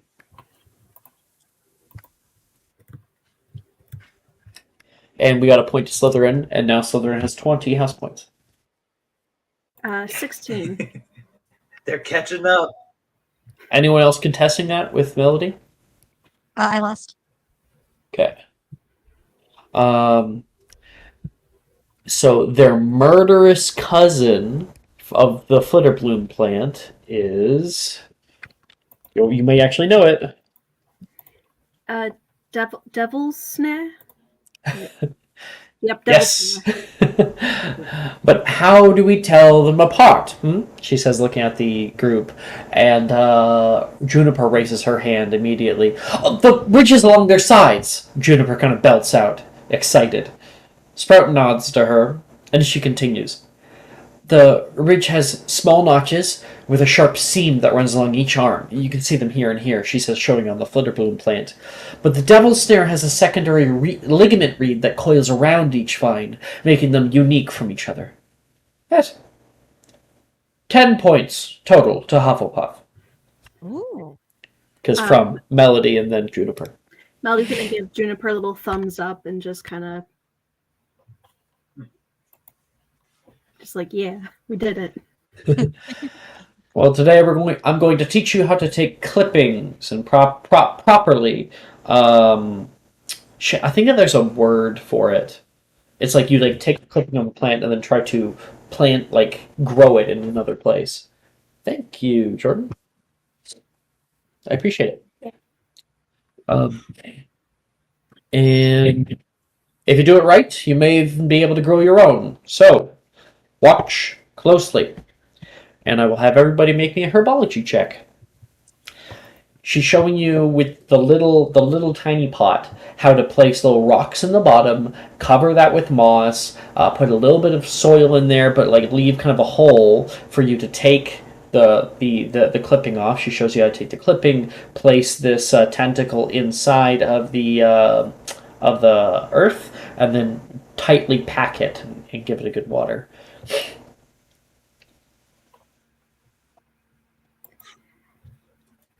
All right.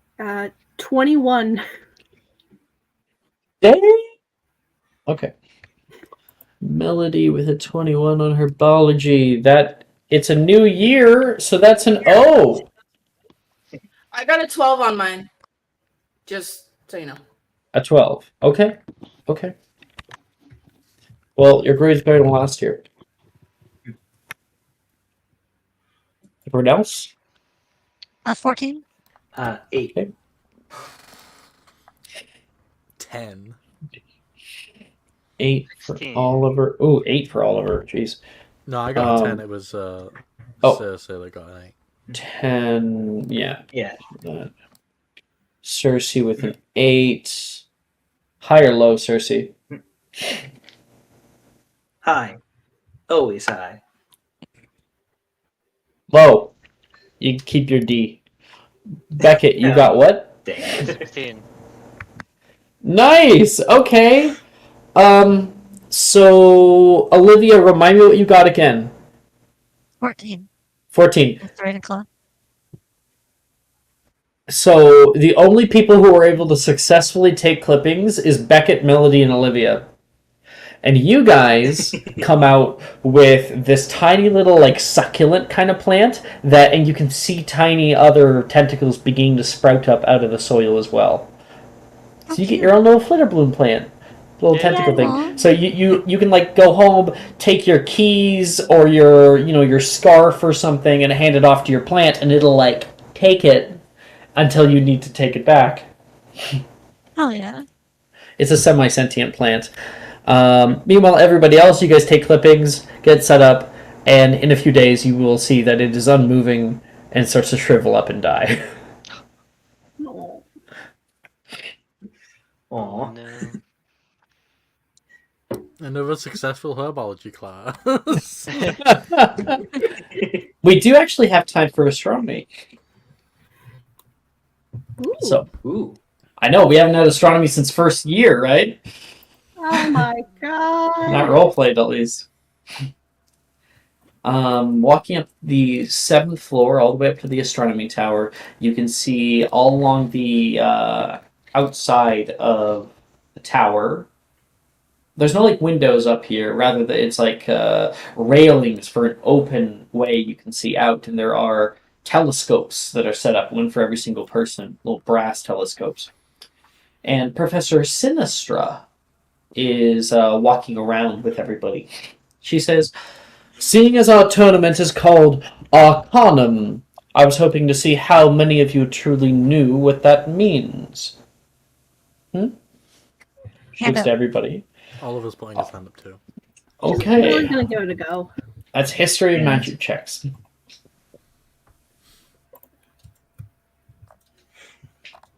I do have to roll my history of magic regularly so that I'm actually using That's research.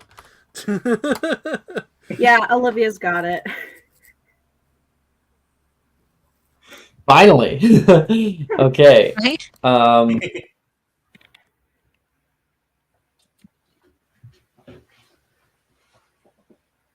Sending you the answer. No problem. Here you go. How many of you knew truly what Arcanum means? Owens. Ma'am, that'd be the natural force of magic in our world. Yes, Arcanum is found in all things. And our unique connection to it is what makes us distinct from non-magical folk. Most people think of it as an intangible force around us, but they most often forget that we can see it in the sky, she says. The ley lines. She puts her hand above, and the enchanted ceiling, you can see a globe of the Earth appear, and you can see these like intersecting, moving, wavy lines that go through the entire Earth, kind of like a net. You can see them constantly moving and bisecting with one another. No, I already got through that. She says, even the Muggles can see them at times in the north. She gestures, and you can see green flowing lines that are coming off of the sky in the north hemisphere. But they just think them to be lights. Aurora Borealis, they call it. Ley lines are swaths of the Arcanum that surrounds our planet crash into each other like two opposing waves. They wax and wane over the years, and the alignments of planets such as Mercury, she points her wand out, and you can see a tiny star in the enchanted ceiling grow much brighter. Mars, boom, and Venus all contribute to the way they shift. Everyone, please take a telescope.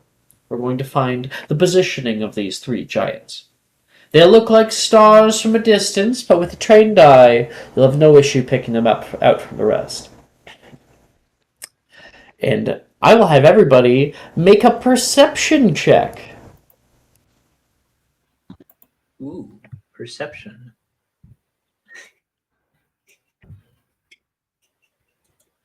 That's 18. another flat. Nat 1. Nice. Omar's looking at like the wrong end. Okay, that's a T. Cersei's not far off. She rolled a 3. Cersei rolled a 3.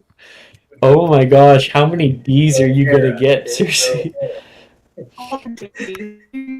So I got Omar and Cersei's. Other people? I got 21. Ooh, Wow, nice. Oliver 10. Okay. Boop, boop. Melody? 18. Okay. Beckett? 16. 16. Okay. Much better than last time. Beckett, you have an E. Cersei, you have a D. Melody, you have an E. Oliver, you have an O. Olivia, you have an A. And Omar with a T.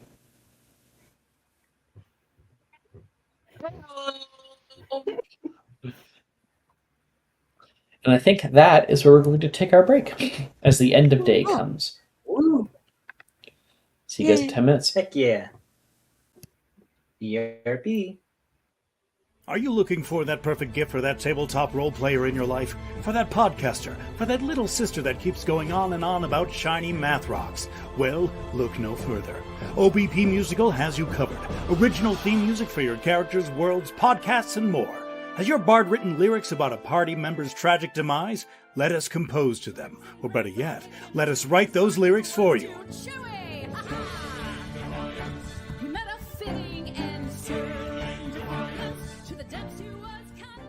But the goodness, no, greatness, doesn't stop there. How would you like a cast member of Les Miserables, Disney, or Come From Away to sing your pieces? Oh, you bet you would. Fully orchestrated cinematic pieces.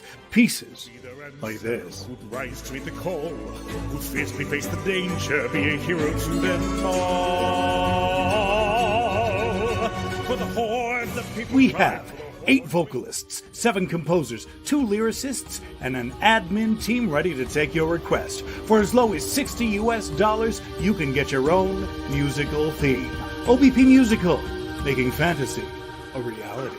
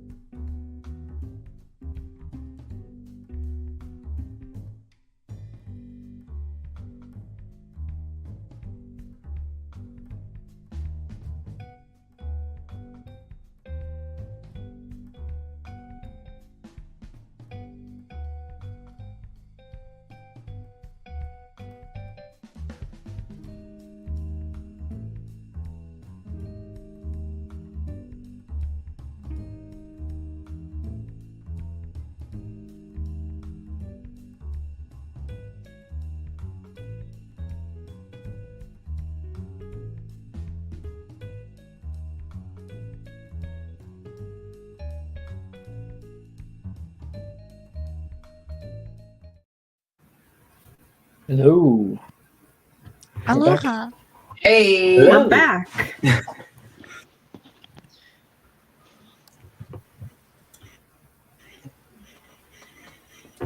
Okay. So I think that it would be a good idea. We're going to get done our final 4 classes here, and then the remainder of the time is going to be up to you. You guys can go out and do whatever you'd like. Okay? So firstly, divinations class. Every time we've had divinations class, we've been doing like something else, not spells. So you are actually going to have 2 divination spells to attempt. There are 3 that are available. Hurrah.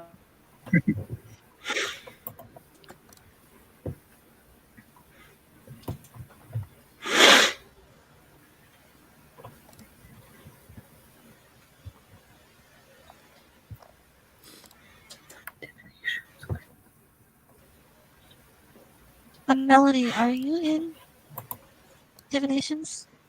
I am not. Okay.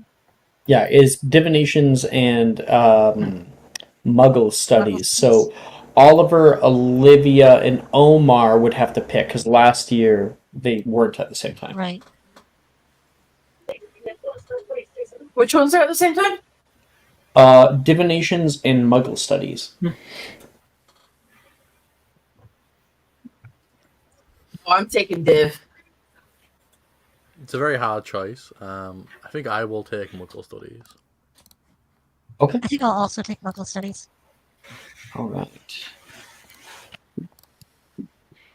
Melody, which one are you taking? You're taking.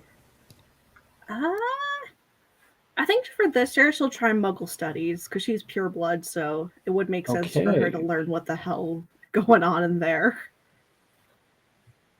Omar, you're taking divinations? Omar? Yes, sirree. Okay. And then Cersei? So wait, do I have to pick one?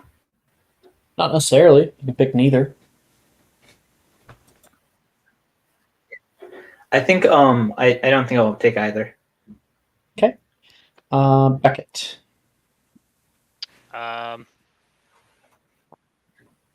Sorry, my brain went blank. What's happening?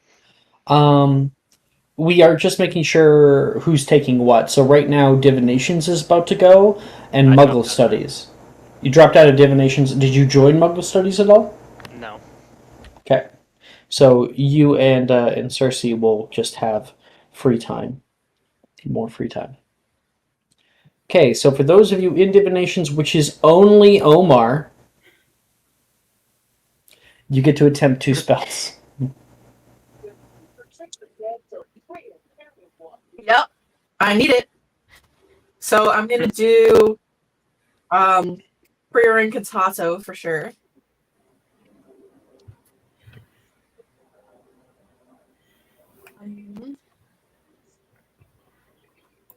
Straight roll, so that's a 15.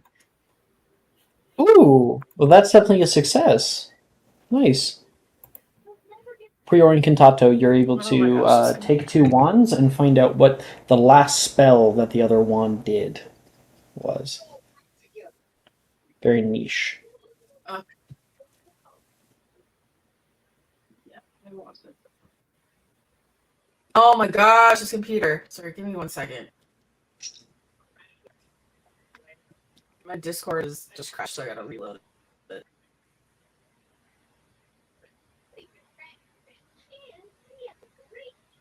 Okay, there we go.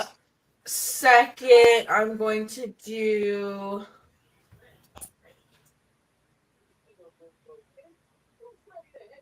Point me. Yeah. That's a 16 for that one. Nice. A 16 for point me? Yeah. Nice. Do you want to upcast it? Why? I'm just saying, like, do you want to pick an object to try to find?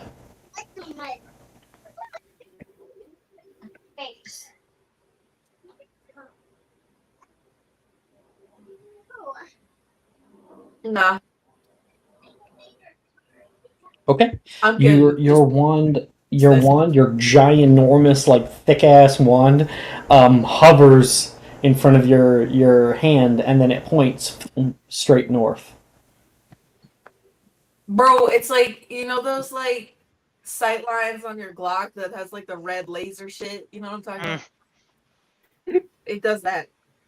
It points Oh my towards me. god. Red laser. Yeah, Well, you know? as for Muggle studies, right now you are in class with Professor Milne, Sadie's dad. Let me see who else is here for Muggle studies. You've got Taylor, Ernesia, Gemma dropped out. Sam and Sally are here. Janice, Billy, and Reese are all here in this class.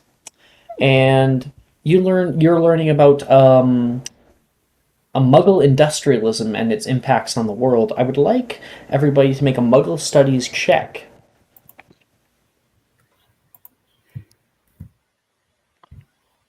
So it's Melody, Oliver, and Olivia. Ooh, 19. Ooh, nice. Oh my god. 13. At 20. Natural 20. Okay. Okay. So this could be 5 points to Ravenclaw. Therefore. I am the Industrial Revolution. So as far as house points, we have 45 points to Gryffindor, 20 to Slytherin, 42 to Ravenclaw, and 72 to Hufflepuff. Yeah, he goes on. He says, one of the most important aspects of Muggle industrialism is the division of labor, or the way in which work is divided up amongst different people or machines. This allows for more efficient production and the specialization of skills. For example, in a factory that produces shoes, one person may be responsible for cutting the leather, another for stitching the pieces together, and another for attaching the soles. Another key component of Muggle industrialism is the use of machinery and technology to automate and streamline production. This has allowed for a huge increase in the amount of goods and services that can be produced, as well as a decrease in the cost of those goods and services. However, it has led to some negative consequences in the Muggle world, such as the loss of jobs to machines as they become more advanced and environmental impacts grow. And you guys learn about general, like, machines and industrialism, and all of you, I think, passed? Hell yeah. Yeah. So, Olivia, you were taking this class last time, right? Yes. What did you have last semester? You had to... So, Olivia, you are now proficient in Muggle studies. Fuck yeah. Wait, I already was. Oh, you already were? Oh! Uh-huh. Okay. Were you before? Because, like, yeah, I because started with the Muggle studies proficiency. you started... Did I give you a point to... Because you got an E last time. Did I give you a point toward expertise last time? You didn't mention it. No. Oh! Well, with a natural 20 and then you had an E last semester, I'm going to guess that's expertise in Muggle studies, my friend. Awesome, thank you. I will gladly accept that. Oliver and Olivia, you guys get one more point toward a success in having proficiency in Muggle studies. So you guys, let me check your grades last time. So Oliver had a P last time, so probably didn't make it last time. So for the two of you, that is your first success to gaining Muggle studies proficiency. This is why Beckett and I can talk shop about Pokemon. Exactly. Fuck yeah. So this is where Olivia you learn knows how shit. to do Pokemon. Okay. Beckett and Cersei, what are the two of you up to? I'm gonna practice with my sword. Fuck yeah. You're so... Oh my gosh, the spell I sword. want the Rosemary spell blade. Yeah.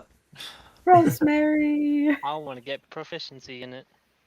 Ritbrook. You want to get proficiency in swords. Yes. Okay. This specifically is a short sword. It is an S-stock, I believe. That's the kind of like sword that it is. It's a flat blade, double edged, and there's no false edge on it. And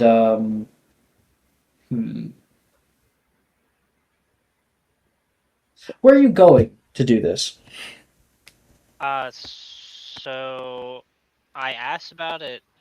I think the session after it was given to me about which teacher to go to, but I forgot. That is perfectly fine. I'm more talking about like where in the castle are you practicing? That's what I wanted to do. I wanted to go to that teacher's like classroom to learn it, but like I said, I forgot who it was. I don't recall either. So Beckett must have not remembered either. God. Where would Are you be in a the good training place? grounds? That's like nice and open. You go in one of Yeah. the courtyards. You could. Courtyard is dangerous. We'll go to the training grounds. Okay. Right now, you're out in the training grounds, and you pull out this long blade that you've received previously. Hold it out in front of you, and it's kind of odd and awkward to hold. You're not really sure how people do it. The tip keeps wanting to point way down toward the ground, and you just start swinging. I would like you, firstly, to make a athletics check at disadvantage, and just play along with me. Fair. That's KL1, right? Yes, a 2d20 KL1. And then plus whatever you want.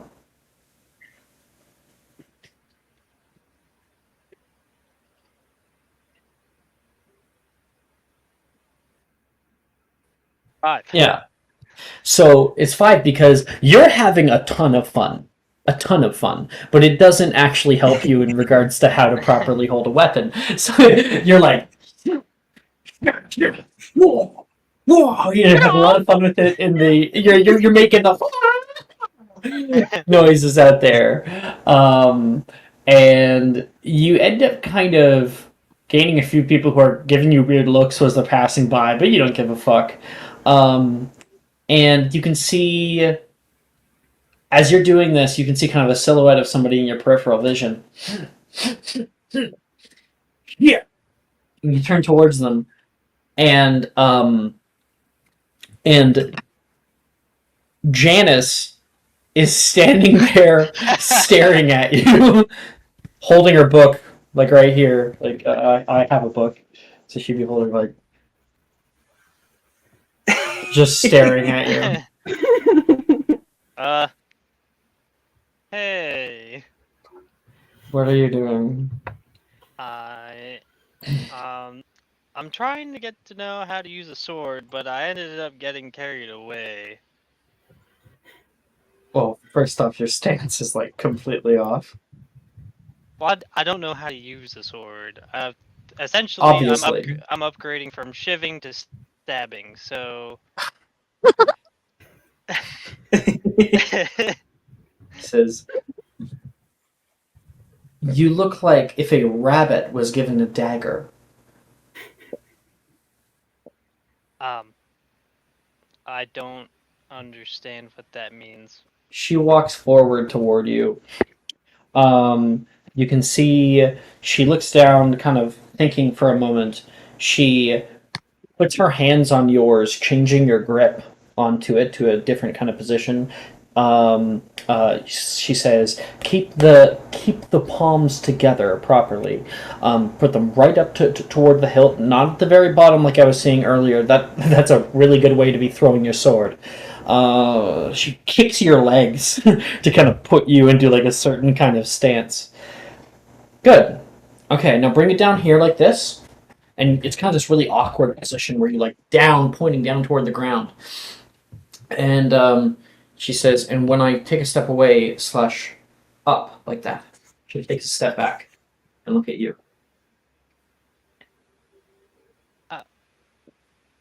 Okay. When you take a / take a step forward. Right. Guess I'll do that. Yeah.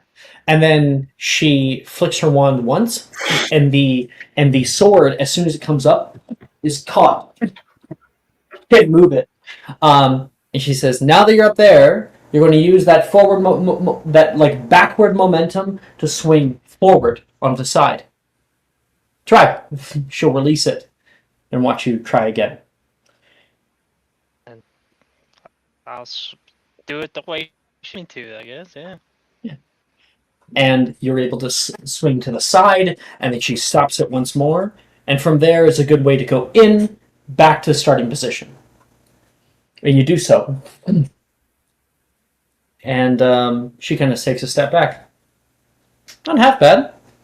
Do it again, she says with like a little bit of a smile, enjoying commanding you. And you get to make an athletics check at advantage.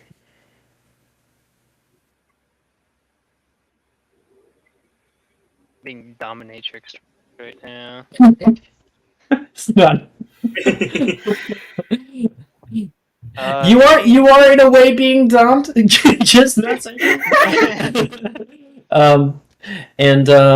Yeah, with a 13, she says, not half bad. You can make a good swordsman yet. I mean, it is my first time using a sword. More importantly, how do you know how to do this? Oh, my household, we were taught many things. Piano, ballroom dance, ballet, she says, looking at you, and fencing. You never told me that. Martial arts were important in my house. So you're a wizard being taught martial arts. How's the martial arts side of the wizarding community doing for you? She does laugh at that. It's not a very large community. Most wizards don't see the need, but I mean, if your wand goes out of your hand, you can't defend yourself, well, you're done for. More importantly, where the hell did you get a spellblade? A good friend of ours decided to gift it to me before she left. And what friend would this be? Do you remember Rosemary? She has to think about it, and you're like, bitch. The little goblin, half goblin. Right, of course. She's not in my house, so. Well, she was always in her classes. And then we sat in the front. Oh yeah, that's teacher's pet. That's right. Kind of smirking at her. I am no one's pet. All right. She comes a little bit closer, like kind of getting in your face about that, and you see her like thump you in the chest with her wand, a little poke. Maybe you should join me in the back at some point. The back of where? The classroom, obviously. Yeah, I totally want to be with the likes of you and Wilfred, causing trouble. But Wilfred does not sit next to me. Wilfred's in the back of many classes as well.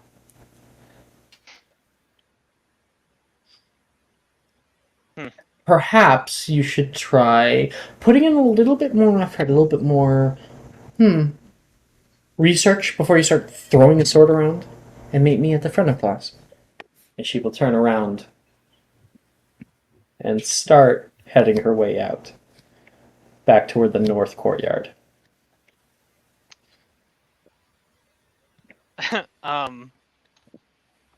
Lightsaber noises, swing the sword.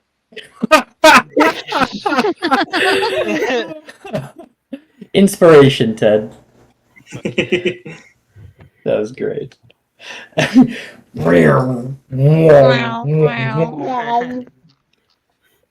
Cersei.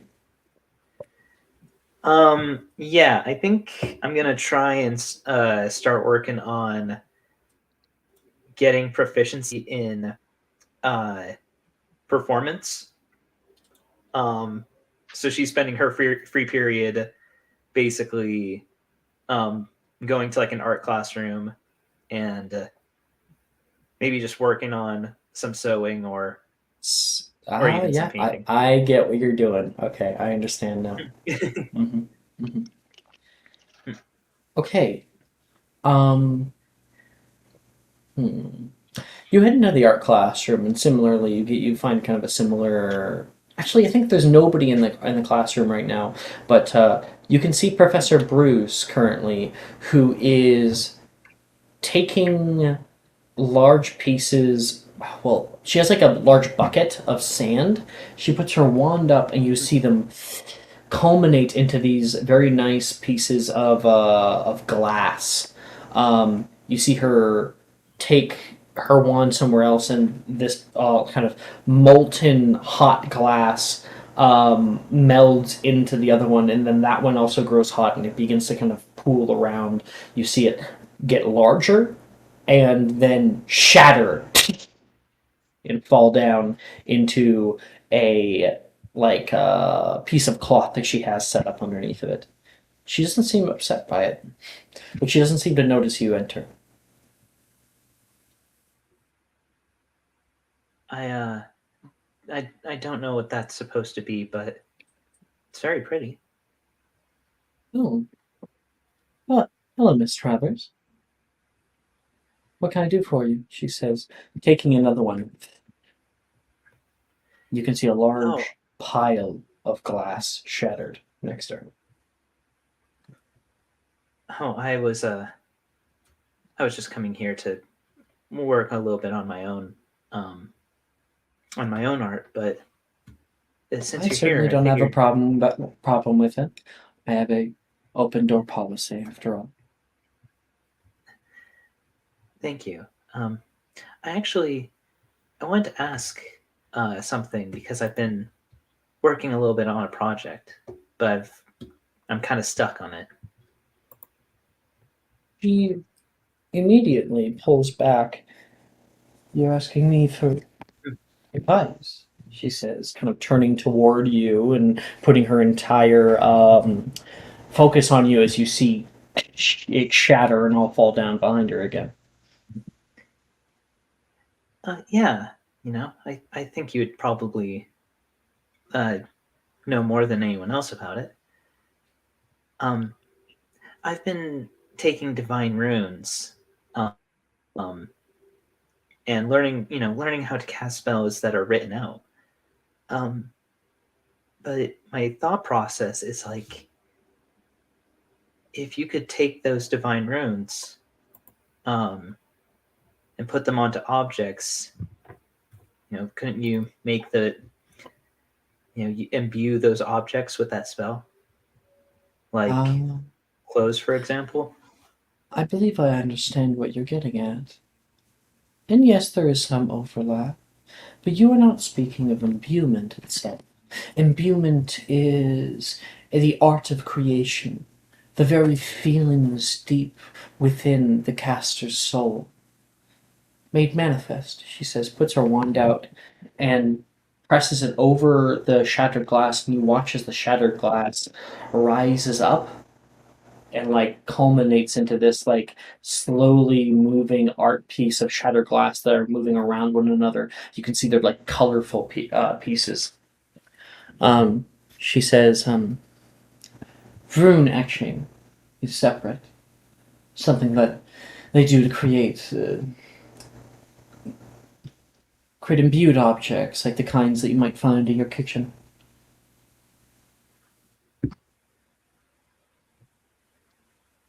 So And for you, Annie, you would be thinking, Mhm.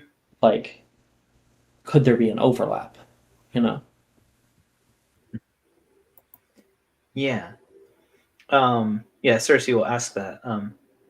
It's like it sounds like there's a fair amount of overlap with what you're describing. I certainly have never seen anyone use runes before for imbuement. Normally, imbuement is simply for animation, for beauty, she says, looking at her thing. What would you be looking to imbibe? Well, I had this idea. Like, there's spells like Reparo and Scourgify. If you were able to make that spell just sewn into the very fabric of a jacket or a nice top, you'd have something that could clean itself and repair itself. Interesting. Very interesting. But personally, I do not work with fabric. Never was much the seamstress. Come with me. She's going to stand up. Oh, Cersei will follow.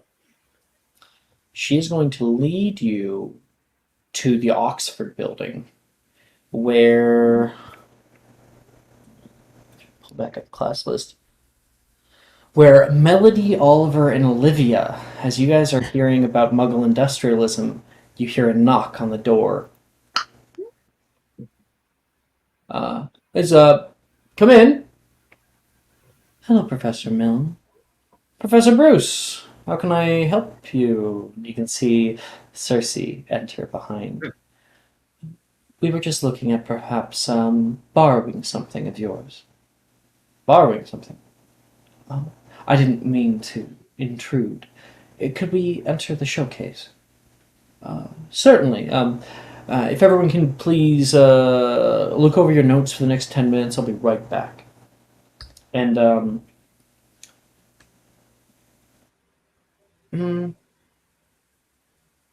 actually, I think we'll want to change that. He says you can either continue to work on your thing, or you can come with him, actually.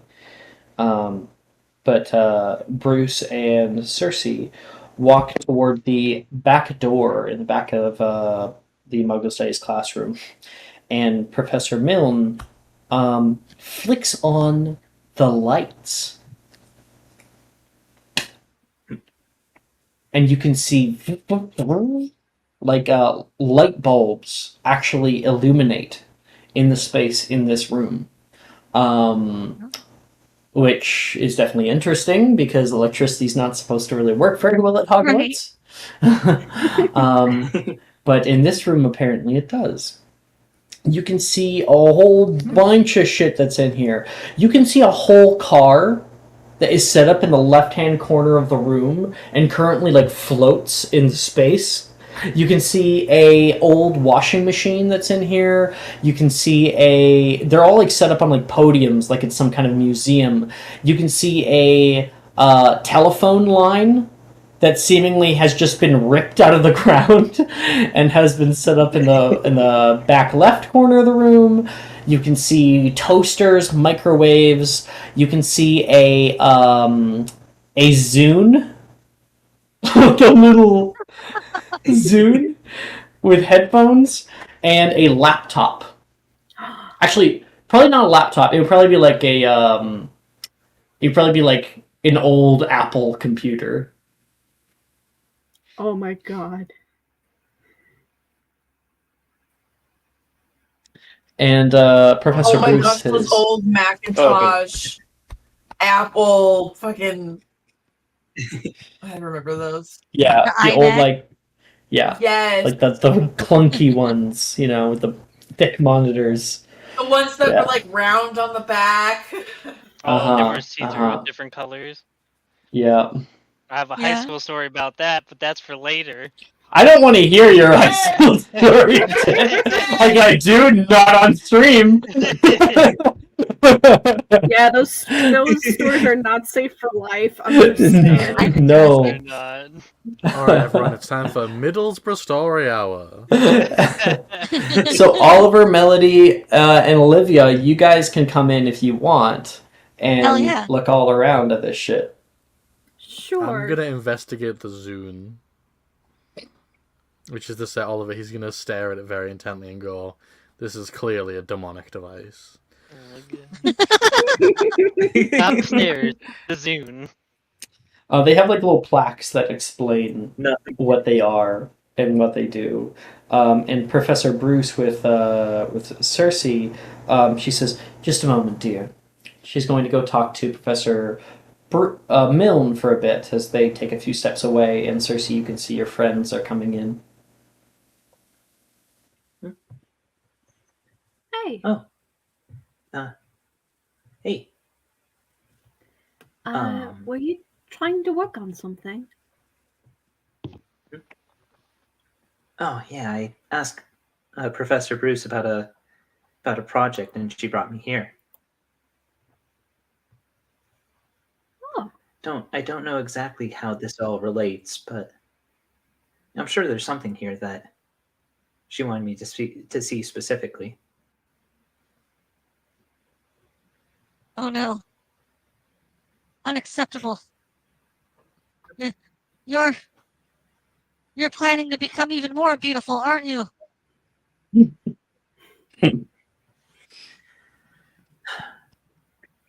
Olivia, I don't see how that's possible, but can't ever hurt to try. Ah,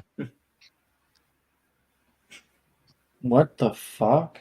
You can see Taylor has walked in here, looking around. She looks up at the like telephone pole. Some kind of effigy.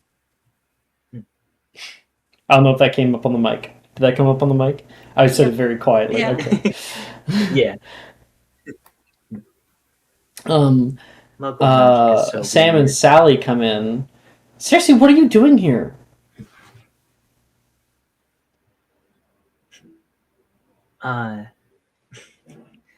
Well, I'm okay. Wait, no. As a player, I had a moment where my brain froze, but Cersei That's will okay. say, Cersei will say, "Well, I'll figure out soon enough. Professor Bruce brought me here." Well, does this mean you're going to be joining Muggle Studies class? No, I don't want to distract you too much. You can see Sally like laughs a little bit, and Sam looks toward her with like a weird look. Wait, the question is,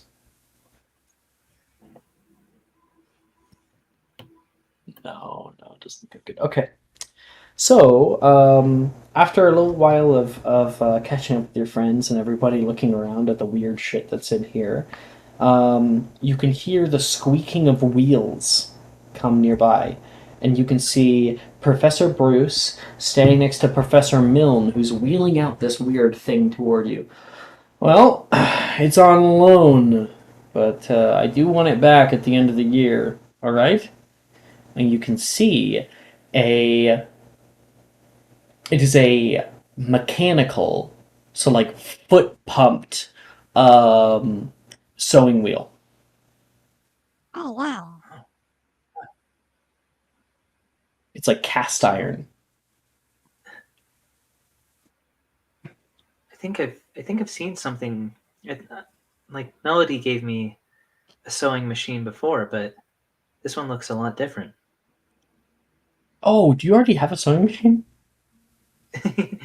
Melody for Christmas gave me like a little pocket one. Fuck! Fuck! Damn it, that was my whole thing. It's gonna surprise you, and I completely forgot that you already had one. Damn it. Okay, fine. It's okay. No. I Sounds got better, it. right? This This one one. sounds way better. Sure. Sure. This one you'll be able to do more intricate stitching work. Like the smaller one is great for like on the fly creations, which might be good for you in the future. And this one is better for like sitting down long term. Yeah, like So the way the way I'd put it is that with it being a pocket one, it's probably best for like fixing and patching stuff. But like you said, yeah, this is perfect for big projects. And Professor Milne says, "Yeah, these are the kind of ones that they used to use in the 1800s. Muggles did, at least. And it'll work at Hogwarts for you. All you have to do is give it a little pump right here, and you can see it starts to boop, boop, boop, boop, boop, boop, boop, come down. It even has a set of different, the fuck is it? Needles. So he's going to bequeath that unto you, Cersei. Oh, thank you. I'll take good care of it. I believe I have a room for you to work in. The art room might be a little bit small." Oh, really? Thank And you so much, Professor Bruce. Professor Bruce will walk you out of the classroom, and Sam says, "I'll see you around." If I see you first, and gives her a wink. Oh shit. You wave off to your friends and go exit up the staircase. Professor Bruce locomotors it so it follows you up the staircase, and she leads you to the fourth floor, where on the left there is a door. She goes to open it and it gets a little bit stuck. This won't be able. Bombarda. She's going to cast at it, and it will blow open, and you can see some boxes go flying that were pressed up against the door. And you can see this kind of small, empty classroom. There's kind of this hallway that leads forward, and then on the left there's kind of this raised platform with like just a 2 or 3 stairs that lead up toward it, almost like a stage. You can see a bunch of old furniture that's in here that has furniture in boxes that have like tarps that have put over them, and something very large, especially that has a white cloth over top of it. And she says, "Well, there we are. This is mostly just used for storage, so I thought it would be a good place to get to store your fabrics and anything else that you might want to work on." Yes, this is perfect. I promise when I have something in line with my project, you'll be the first to know. She gives you a nod. "I'll leave you to it." And you now have your own space to work. Hell yeah. Woo! And you may make a Yes, performance this is check amazing. I like to just test out. You're not going to be able to do magic stuff right now, but you can at least make the garment that you want to try to imbue. Right. Let's see. 16. Nice. What do you make?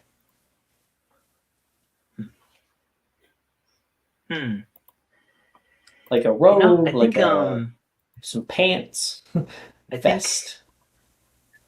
I think with how Cersei was talking with Sally earlier about the dance, is that Cersei's making version 1.0 of the dress she's gonna wear for the dance. Yeah. It's like Yay! Hell it's yeah. probably not gonna be the final version, but she's like, okay, time to get some ideas down. And now I will throw over to everyone else. You guys have the time. Oh wait, no, that was only Muggle studies and whatever. I mean, Yeah. you're right. Right, yeah, we still want to get done history, magic, arithmancy, and then we'll throw over to everybody else who and we'll have everybody have a free period. Okay. History, magic. Anybody not taking history magic? Oh, wait. I'm looking at You the technically schedule. don't have to take it. It's just like it's discouraged not to take core classes in 4th year. Right. Oh yeah, I'm taking history of magic. Omar loves Oh, this yeah. class. Oliver also loves it. You It's, know, sure. it's I would like very everyone to make a refreshing class. Constitution save. It's a good nap class. Oh You boy, fucking napping got a time. concept. I'm Well, I gonna got a go plus my white 5. eyes. Oh My my con Jesus save. Christ. Did you get a 4? Is that what you said? Jordan? I said 24. 24. Okay, that's for the con save? Oh yeah, I always make you make a history of magic Yeah. check after. Cersei, have some words of encouragement. What did you get, Jordan? Ooh, how much does that add? Ooh, Uh, bro, I got a 16. 24. Oh, it's a new year! You technically have an E instead of a T. Hey, And also we got a point to Okay. Slytherin and a point to Thank Ravenclaw here I gotta give. 21, Nice. 38. Okay, so that's Omar. Olivia, what'd you get? 18. 18, okay. Oliver? Hello, I got a... Actually, I clicked off the server. I got a 15. Okay. Melody? 19. Nice, okay. Grade goes up there. Cersei? With the words of encouragement and everything, 9. Okay. What would it have been without everything? 7. Beckett? I got a 3. Your T continues, my friend. Listen, I got tired from swinging the sword, okay? It's I like that. I'm all tuckered out. Yeah. Because like when you're like, I want to gain proficiency in swords, I'm like, well, you can't just do that just by throwing a sword around. So, you know, you gotta have instruction. You gotta know it is a martial art, of course.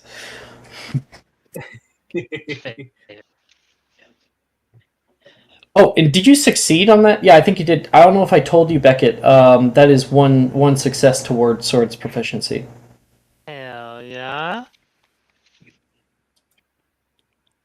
Okay. So what you're saying is, with all the nerfs to my stuff, like my flail snail, right? I can start, once I gain proficiency, I can start pinging out spells from the sword, right? Right? I don't recall exactly how I set up the spell sword itself. It was originally intended for someone who was already the Transfiguration Sword subclass, so we'll have to look into it about that. However, yeah, it's gonna be fucking cool when you get your flail stale in there and shit. Shield. All you guys stay awake except for Cersei and Beckett, who fall asleep nearly immediately, and Professor Binns begins his lecture. By the 17th century, clashes between wizard and goblinish culture had grown strained beyond repair. Goblin relations were impacted by 5 major factors which have led to uprisings for the last few hundred years. Firstly, being goblins' notions of personal property. In goblin culture, the creator of an item is that item's sole owner. No other may be given the item without the creator's consent, and all items only pass in ownership during the death of its creator. Obviously, this led to the increased tensions and the short-lived mercantile expansion of Roland the Wide. The second factor is... And he continues like that. After History of Magic, we've got Arithmancy. Omar. So I had Omar, Olivia, and Melody last year. Omar Anybody joining Arithmancy out of nowhere? I'm joining Arithmancy out of nowhere. Fuck yeah. Yeah! Oh yeah, because of your relationship, right? Yes. Yay! Because of the implication. Fact. Implication. You get a bonus to that shit. And Omar has the little flagrante statue that can help him with Oh, yeah. any problems up to 10. 4. Oh, yeah. Then I will allow Omar to add a D4. No, add a D10. Because it can count to 10. Yeah, because that might Because it can count to 10. Why the fuck not? That's so funny. Only on Like, one you're check, just though. making Only on me one laugh. check. For the sake of the laughs, I'm still not gonna get any spells in this class. You could get 10. You could get a 1, you know? Listen, I have a minus. My intelligence is a -3. Do you think a D help? Yeah. A little bit. A little bit. Don't worry, Just a Omar. smidge. Oliver's intelligence is a -2, so we're in this together. I mean, Omar has so few spells as well. It is a little powerful of an object, but, like, Omar has so few spells. Oh, I like Lordy. the I like I the don't have very many conversation. spells. Nice. Okay, so everybody's got to get 2 spells who are in this class to try with intelligence. Just tell me once you're ready.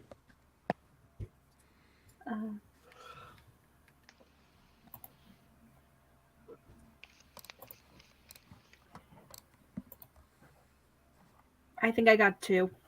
Hey, Melody. All right, she's gonna try Sagittario. Okay. Transfiguration plus intelligence.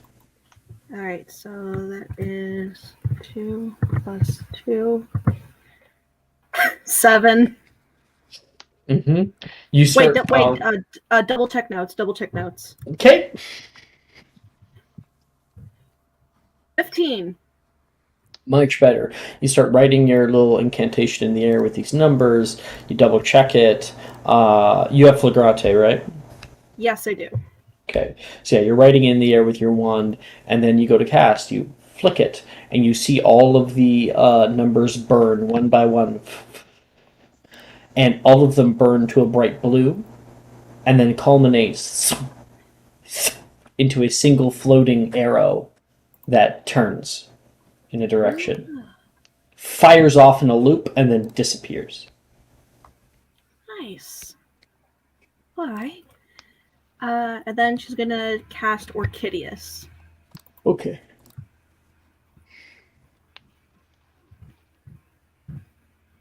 At the 9. All right. So altogether, at that time when you write your incantation, you watch blue, red, and that rune burns away, and then all of them disappear. That is. What did you get on a second? 9. 9. Overall, that's an A. I'll take it. Anybody else? Does the ability to research spells outside of our level bracket still apply in Antimacy? Like for I'm advantage? sorry. I think I'm confused as to what You know how you're like we talking can about. research to get advantage when we are capable? Yes, you are allowed to do that. Cool. Because this is also mostly for flavor. Would it be okay to arithmetically research Protego Maxima? So I believe that's available 5th year, right? Mm-hmm. And Olivia, you only have an E in charms, so I don't think I would allow it. It's not available. I do to you. have a 3rd level downtime with Flitwick, if that counts.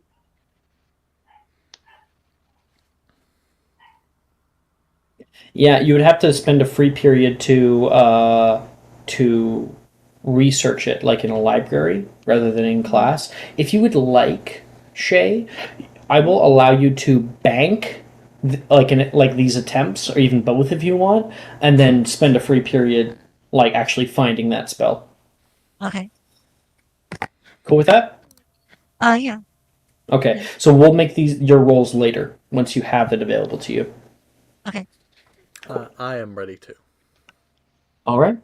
So I am doing System, Aperio, and Protego.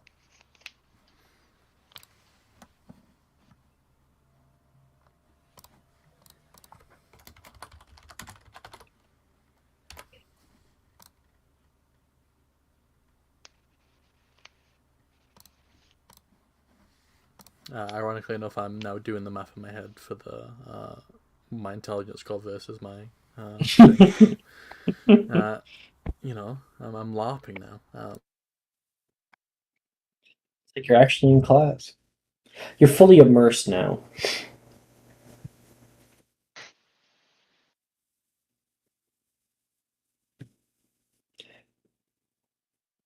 Are you ready, Olivia? Oliver?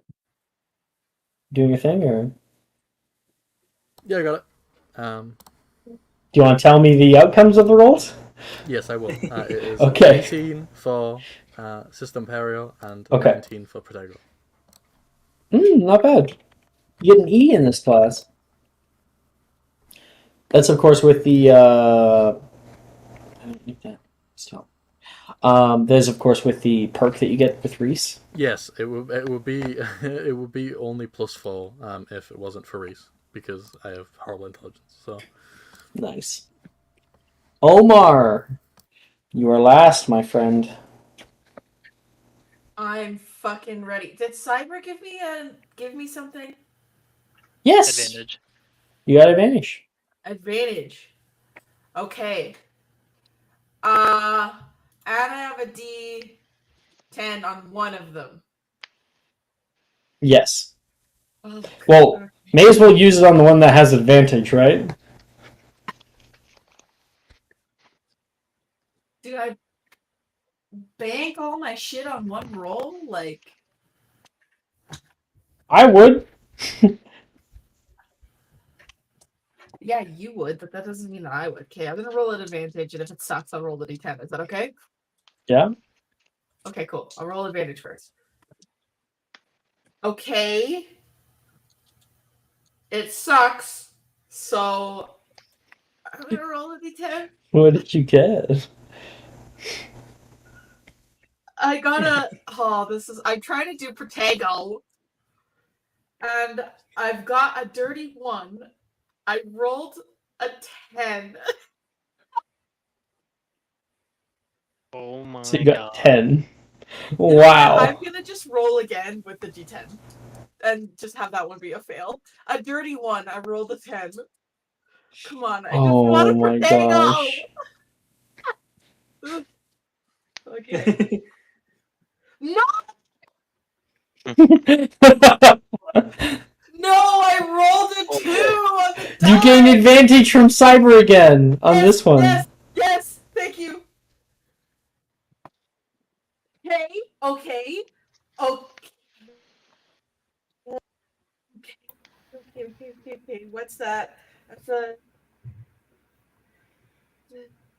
math.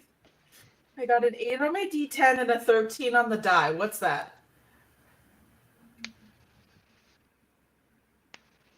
13 21? plus 8. Minus 9. 12?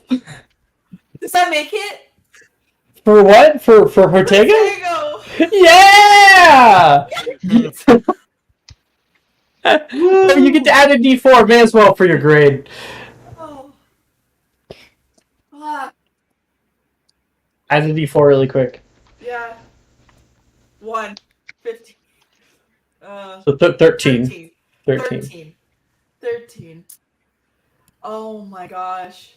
Wow. Okay, so you got a 10 and a 13 for arithmancy. I'm giving you a P. Bro, that is the first spell I've successfully cast in arithmancy. Wow. Congratulations, Omar. I've been trying to get a freaking Protego for so long. Omar is like writing it. He takes nearly the entire class to do one spell. So he's like writing out in like big font, writing out the numbers. Do you have Flagrante, Omar? Yes, I do. Okay. And then he keeps like looking over toward his like little friend. Isn't it an ego? Or is it something else? No, it's not an ego. It's Montoya. It's an arithmancer. It's just like an arithmancer. So you keep looking over toward your little bobblehead thing and like whispering at it. What's 9 plus 10? You see it like writes a little thing in the air. 2. 6, 8. 11. Okay. And you're able to grab that. 3 plus 4. And Omar's being so loud in class. 7. Shut up. Counts with his fingers like a little kid. 1, 2, 3. 4, He goes through half of the class doing this 6, and still manages to fuck up his original spell that he was trying to do. Oh no. He doesn't stop. For the remainder of class, he's still doing the same I thing. got 1, 2, 3, 4, 6, 7, 8. Reese says, "How do I arithmetically cast Silencio?" Toward Oliver, and right at the end of class, just before the bell's about to ring, Omar attempts his spell again, and it works. Wait, hold on. What? Yay! You're gonna hear like the teacher, what's her name? Professor Vector getting pissed off at you for yelling. Professor Vector, I did it! Look! It's a spell! Congratulations, Mr. Flint. Keep your voice down. You're so proud of me. I did it. It was the first time I actually did it. Aww. Oh. Perhaps you'll be getting something other than a T this semester. Oh. Maybe That's I've got to so study really hard. And she's unamused. She's a bitch. And that is arithmancy. Okay, I throw it over to all of you guys. The last hour is yours. Olivia, I think we know what you're doing, right? Yes, that's correct. Okay, we're searching the library for a spell. So I would like you to make an investigation check. You got it.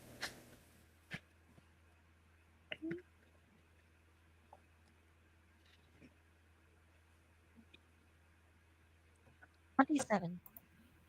27? Yes, it is available to you. If you wish to use it, try to do it arithmetically. Right now, you have 2 attempts. Of course, you can use one of the other attempts on not that if you want, but it's up to you. It's okay. No, I will try it. Okay. Let's see.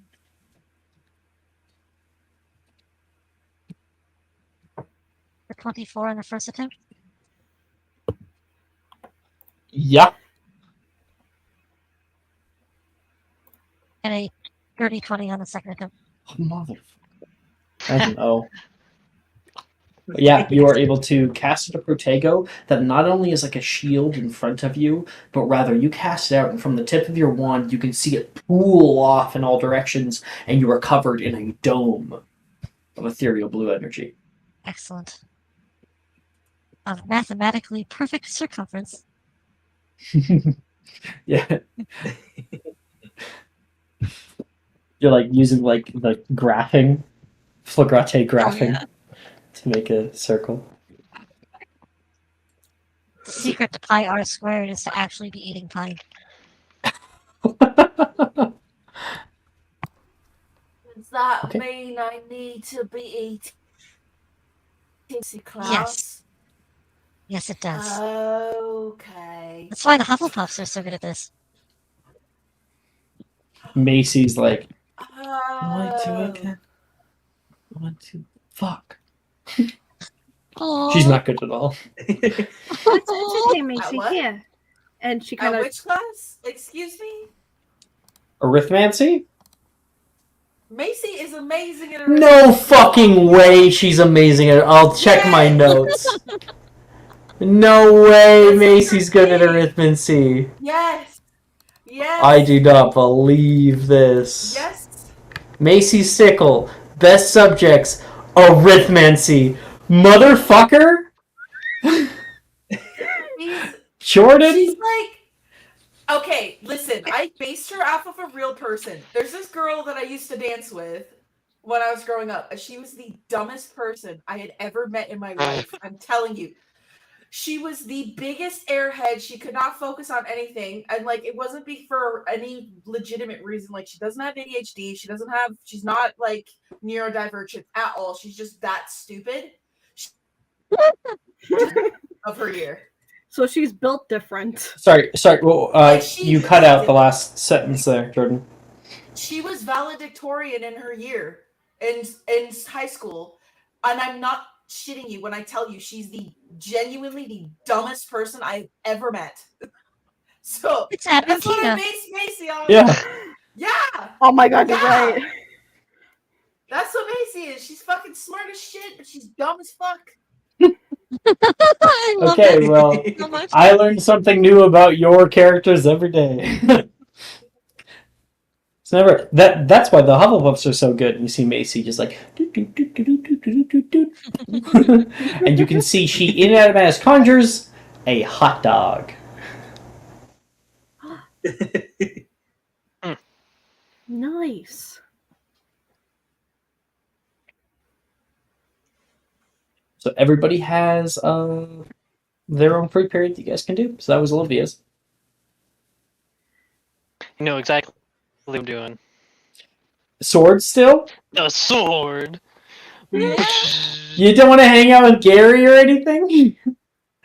Gary's pain in my ass right now. But so is that confirmed that like the fear The fear. from the What are you talking about? what I asked you earlier before you nerfed him? The wacky I didn't nerf him. the it's wacky you- waving inflatable tube man. Oh, right. Are you scared of that? I'm scared. That's Beckett's biggest fear. Right. I guess he might be a little afraid. You might be a little afraid of him. That's funny. Yeah, so the sword's the way to go. Power of the sword. I didn't nerf him. Nerf. He's just not a full flail snail because they're like CR like 8 or something or CR 6. 52 HP to 15. You do realize that it scales with your level, right? Listen. He doesn't have 15 HP. He has way more than that. You should check your Magic Zoologist. I think it's like page 42 or something. Okay. Oh, so that's first. A real flail snail is challenge rating 3, and you're only allowed challenge rating 1/4. I'm allowed 3. Challenge rating 3? No. I'm pretty sure I have that probationary magic zoologist like That no. That's not the same challenge thing. rating is not the same I as thought that's what the it was. Okay. quadruple X system. Okay. Sorry. Got confused. Yeah. If we go to Magic, like I think this is important for Beckett to see here because this applies to all of your shit.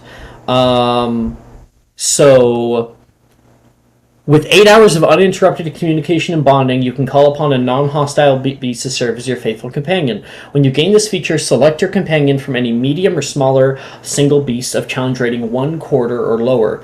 You can only have one beast companion at a time, meaning you can have like your Pokemon, but you can only have one out. There's no dual battles. Your beast companion obeys your commands as best it can. The beast moves and acts during your turn, but you determine its actions, decisions, attitudes, and so on. You and your companion can move and act in any order you choose. Your companion will fight in unison with you, and the following rules apply. I ignore the first one because I make you cool stat blocks. It is proficient in 2 saving throws and 2 skills of your choice, in addition to any normal proficiencies. Next, it uses your proficiency bonus for attacks, as well as for saving throws and skills in which it is proficient. It uses your proficiency. It then adds your proficiency bonus to its armor class. Yes. That's so good. To find your companion's maximum hit points, take the stat block's hit points and add 5 times your caster's level. Whenever you gain an ability score improvement, you can also allocate 2 points among your companion's ability scores. Okay, alright. Alright. Way cooler, right? Yeah, I didn't even know that before with Philip. Like, Philip's a god now. I'm new! You leave me alone! I'm new! I don't know what I'm doing! You are Let's Ash all Ketchum for beat real. up Ted. So if you know You know that, what? it's really Let's cool. be honest. Ted is fucking Ash Ketchum and Gary Oak at the same time. That's true. Oh wait, you're right. Smell you Right? later, Nolan. Exactly. He's both. Wait, would that make Melody Brock? I think so. No, I you know can what see it makes that. Melody? Hold on. It makes Melody Brock and Misty. There you go. Oh, that We gotta makes give more sense. we gotta give Melody a beast companion too, and have it be Rocky. I don't think Shay knows that, but Rocky, Yes, Melody needs the Rocky. Stone Talos. Yes, Oh my god. Rocky, bro. Rocky is the best. I Fucking don't love know Rocky. who this Rocky A is. demiguise is a bird, right? It's that bird thing? No. No, No. a demiguise It looks is like a white like orangutan. monkey. Yeah, it can Go turn invisible. invisible and see the future. It'll be primate. Oh, Let's fucking go, dude. Exactly. Except not, because Yeah, it yeah. doesn't like punch shit, but yeah. Oh, you know what it would no, you know what it'd be? Oranguru. Ooh, good choice. True. a what? Yeah, Or like that's what it would be. Slacketh. Oranguru. You're gonna have Slacketh, to not so much. you're Or gonna have to Oranguru spell is like that. on the nose, because that one's psycho type. And normal type. It makes sense. Right? Because it can see the future? Anyway. Yeah. All right. In any case, I can just do the I can just get to know the snail on my downtime, correct? If you want, Yeah, because I want the sword. yeah, sure. Romance the snail. I want the Raid that proficiency. a raid just got in here. Oh, we got Hooray! 20 viewers. Hey guys. Hello. Nice to see everybody. We are playing. We are right near kind of the last little bit of a Hogwarts game, and so we got a bunch of different players here who are all able to pick what they want to do. Right now, Beckett Glass is going to be working on a sword proficiency. So, what are you doing to try to further your understanding of martial arts? I'm going to practice what Janice taught me or showed me, whatever it was, whatever word you want to use. Okay, But okay. I'm gonna use it on like a training dummy this time. One of your own make, or are you trying to steal one from the Defense Against the Dark Arts classroom? I'll just go to the DAD Oh no. room and do it in there. Rojas will let me do it. We're pretty good. She's been like a little tutor for me.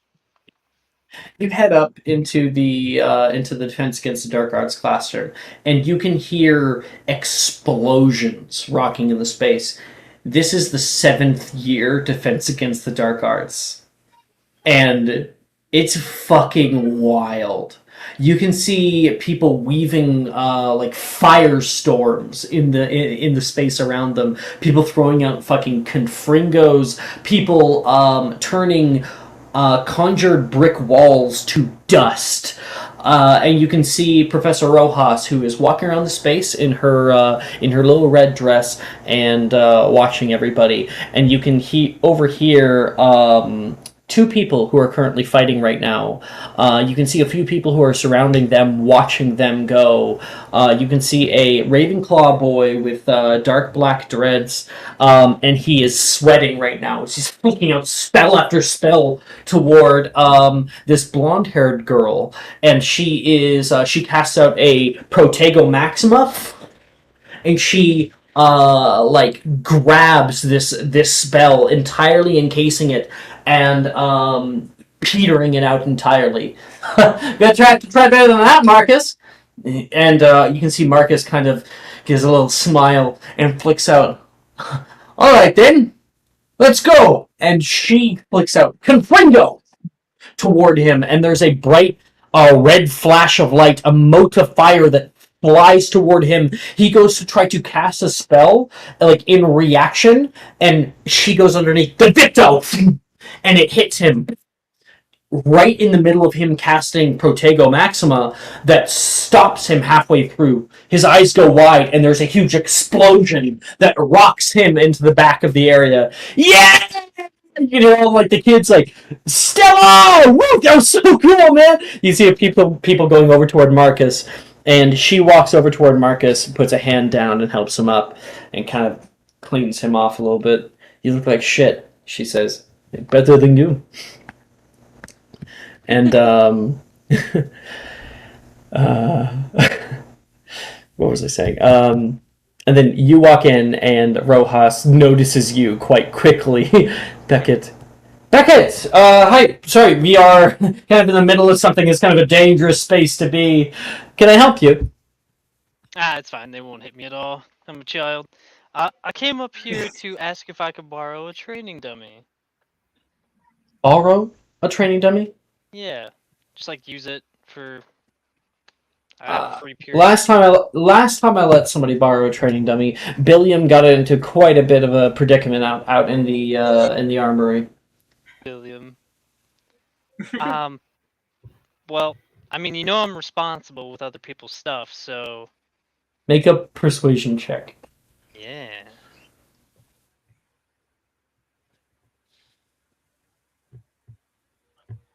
26. 26. Wow. Yep.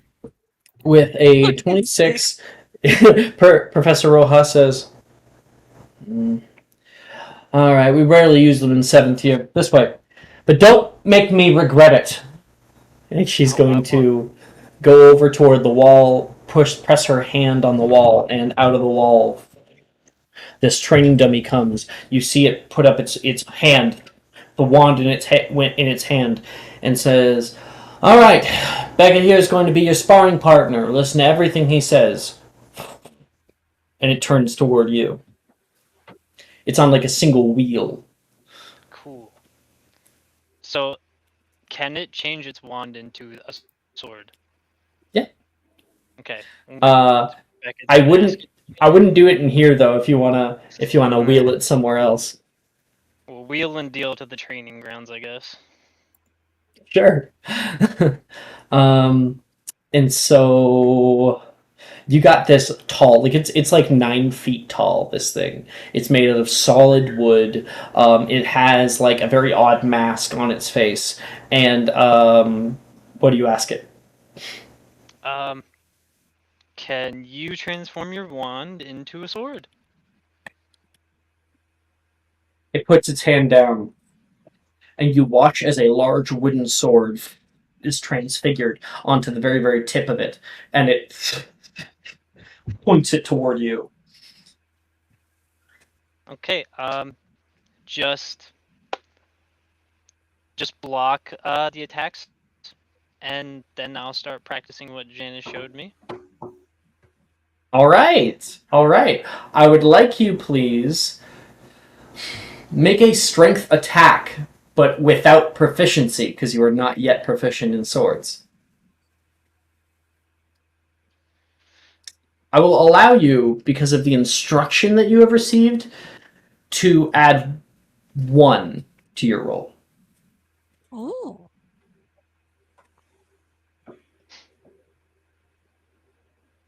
13? 13. Yep. Okay. You immediately kind of like go down to that backhanded position, strike upward toward it, and it puts out its sword and blocks it with the flat of it. You try again. And you keep moving to the side. You swipe to the side, come back, and you can see it goes to attack, stops, and returns back to a defending position. And it's really fucking hard. This thing, like it, when you asked it to block, it blocked everything you have. It's on the 7th year setting. Let's back this thing up.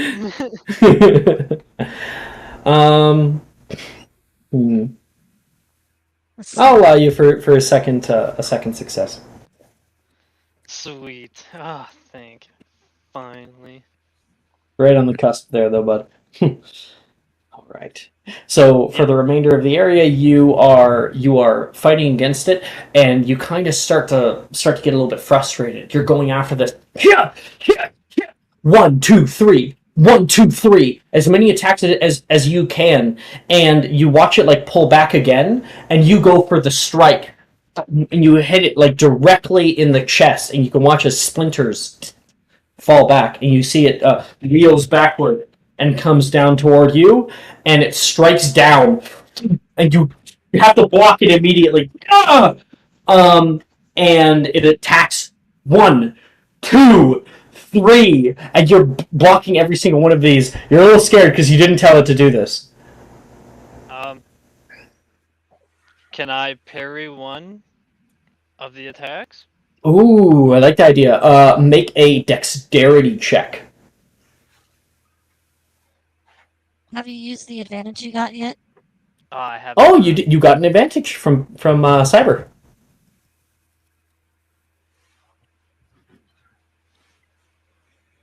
20. Unnatural 20. Ooh. Nice. With an unnatural 20, you are able to glance it off and then attack as hard as you can toward this thing's head, and your sword buries itself into the head of the dummy. You can see its arm starts flailing, and it goes Shit. down. Rojas is gonna kill me.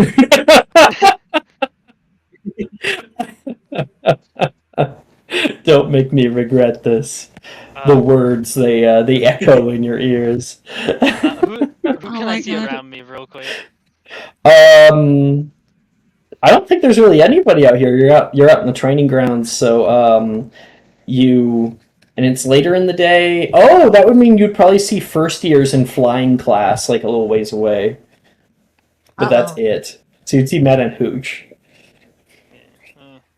I guess I'll just. Anakin versus the younglings. Oh no! Oh no! The demise of children. Do I know it actually? Your sword is stuck in its head. What? One second here. I just want to see if I know this cool little. I don't, cause Beckett's dumb. Well, I guess I'm just gonna go get yelled at. All I'm right. gonna return this thing. You return it with the sword still stuck in its head, and Rojas like looks at it, looks at you, looks at it. It pulls it out, and you watch as the dummy comes back into being with a hole in it. And she's like, "Go back, please." And it like wheels and dink, hits the wall.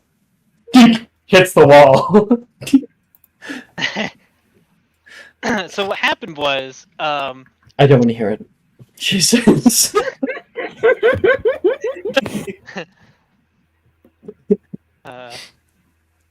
Okay.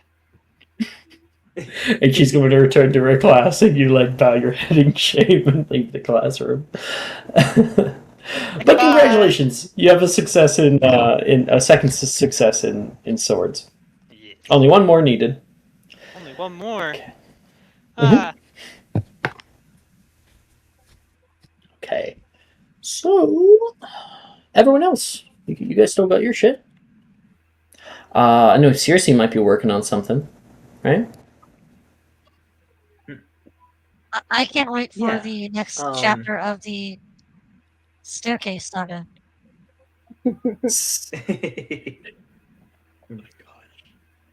The weirdest The two saga, because ideas I there's have. literally, like, I didn't drop any hints. There's nothing.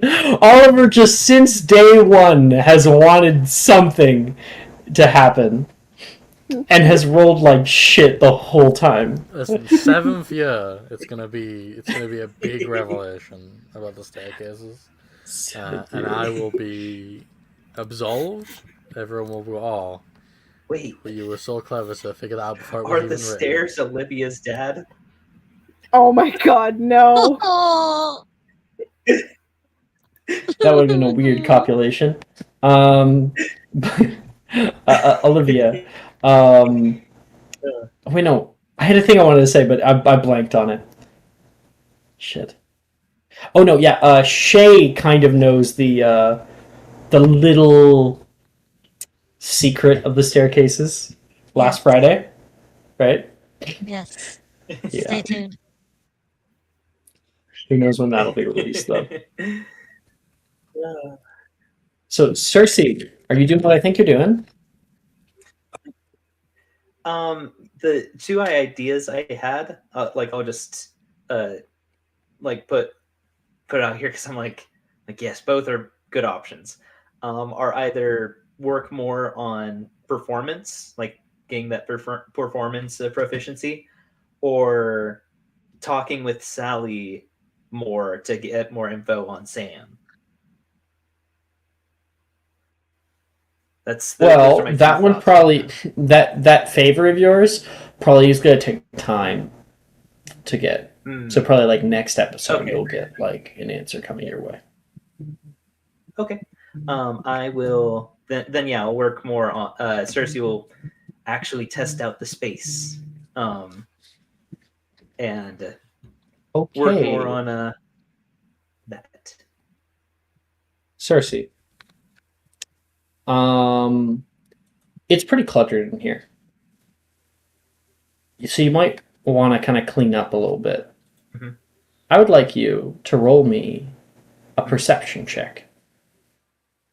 Ooh. Okay. That is perception. That is just a flat roll. So let's see. 20. Oh, come on. It's been so back and forth this whole episode, so now I'm like fingers crossed. 7. 7? Do you have Yeah. an inspiration to use? Did you use it? Ooh, let me look real quick. Because I don't know if I do. So if chat wants to give me inspiration, If chat wants to Okay. give advantage to Someone- Circe, now would be definitely the time. I got a message.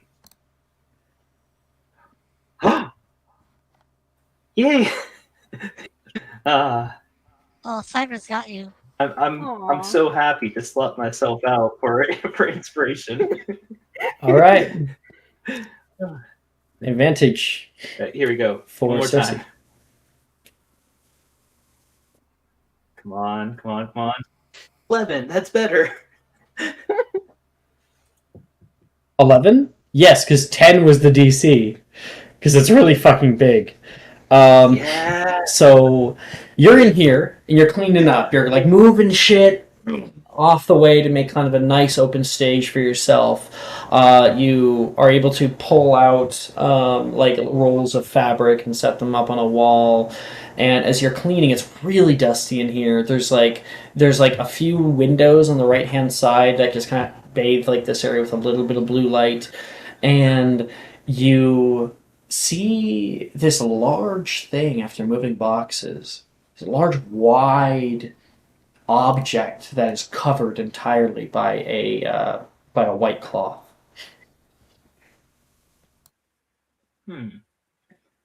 Cersei is gonna let her curiosity take the better, like give into her curiosity and pull the sheet off. Grab hold of the sheet. You died. And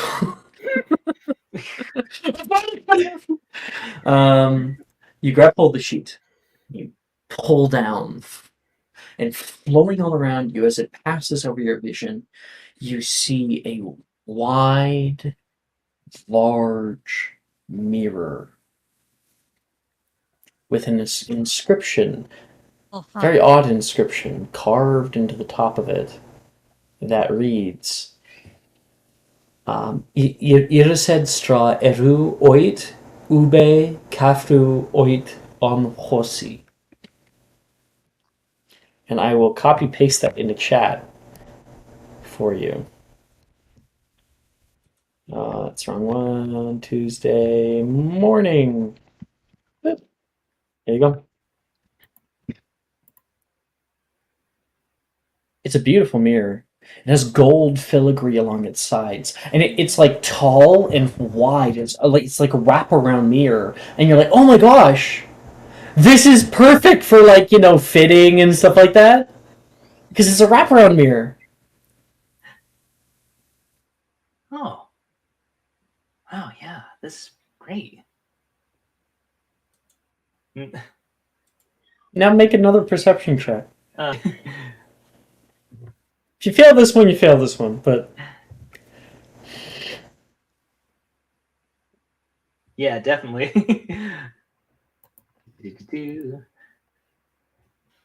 Like, I know Cersei might not know what it is, but me as a player, I'm like, oh! Of course, everyone knows what this is. Come on. Come on, dice. Please. It's a mirror that gives you buy one, get one free at Applebee's.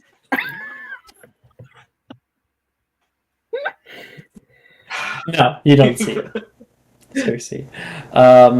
Yeah, you're not really looking into the mirror, admiring yourself at all. You're more admiring the mirror itself, and so you don't notice the differences.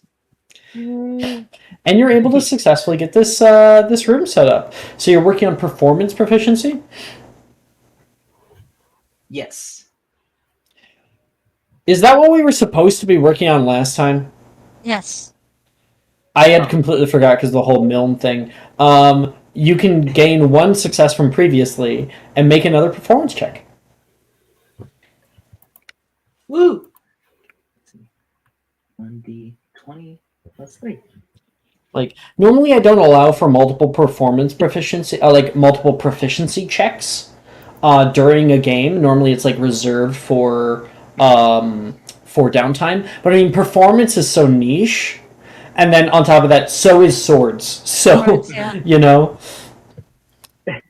And that's an 18. Yeah. All right. Yeah, you really have like a nice setup here, and it's really starting to come alive, homely, and you are able to start working on the petticoat for your dress, and you start working on the hemming and cutting out proper pieces for it. Shrapnel has a question for Trixie. Oh, okay. Guess we'll see. And that's you, No Cersei. marriage proposals in chat. Woo! That's Becca, that's Cersei, Olivia. Melody! What are you up to? I wanted to ask, the thing you sent in Hidden, is that Is that going to be for next session? You could certainly do it right now if you wanted. You know what? Yeah, I'm going to do it. I'm going to do it. All right. So, Olivia, where are you right now? I was in the library last I checked, researching Okay. Contago. I have a feeling this might take longer than what Oliver has planned, so I'm going to throw over toward Oliver really quick before we actually get to it. Oliver, what would you like to do, if anything? You can always just bank it too if you don't have a good idea. I don't have a particularly great idea. I think I just wanted to explore the abandoned wing a bit more. Not the staircases. Oh. Okay. Mhm. Oh boy. We haven't found the thing, have we? I don't think we have. No. Looking at the confused looks. Yeah, from Rachel with the confused look. I know that you haven't. Okay. Oh, purple? Yeah, no. No. Oliver. You are sauntering your way around the castle, and you come upon the abandoned wing. You decide, it'd be nice to have a little bit of time away, a place to call my own. So you head inside, and light the fireplace up. And looking around the space, this wide open courtyard kind of place is all around you, and you can see the stairs that lead up to the second floor. There's multiple rooms that are up there. There's 3 doors that are up on the second floor. And there's just so much space for activities. On the far wall, there is portraits, but they have landscapes on them. There are no actual subjects that are within the portraits to speak to or anything. What would you like to do? So I think the first time we're in here, I looked at the portraits. So I think I'm gonna look at the rooms, the 3 doors. I'm gonna go through them. Sure. Okay. Up the stairs, you enter the first door that you pass. Inside, you can see a long classroom. There's like individual desks, so you sit like alone. It's like the desk connected to chair sort of combo in 4 rows that move down. On the far end of the side, there's a very traditional looking, teacher's desk with a blackboard behind it. The blackboard is immaculately clean. There is no windows in here, so it's very, very dark. There are cabinets that lie on the left and right hand sides of the room. Would you like to look further, or...? Yeah, can I look in the teacher's desk to see if there's anything interesting? Sure. I would like you to make an investigation check, please. Sure. Now, I am horrendous at this, as you can see from all the roles I've done investigating anything, so... It's a 3. Let's go. Alright. It's the same thing you would have found, but just with a little bit different context. You look inside the teacher's desk, there is nothing. It's empty. You look around this room, you're like, this is boring. Just some old classroom. There's like a thick layer of dust that covers just about everything over here. It has not been used in a very, very long time. You want to move on to the next door? Yep. Door number 2. You head inside door number 2, and you can see what looks to be a teacher's office. There is bookcases that surround the back corner where a large mahogany carved desk sits. There is like a jade lamp that sits over top of it with a wick all ready to light. There is a plush, tall chair, as well as on the left-hand side, you can see a portrait of fruit that's sitting there. Again, pretty boring, but this looks like a teacher's office. Yeah, so it's a little more intriguing. I think Oliver will never denying an opportunity to take something, but not through a lot of effort. He's gonna light the lantern so it's not as dark. Sure. In these rooms. You're able to see a little bit more. You're able to see that the bookcases have no books on them.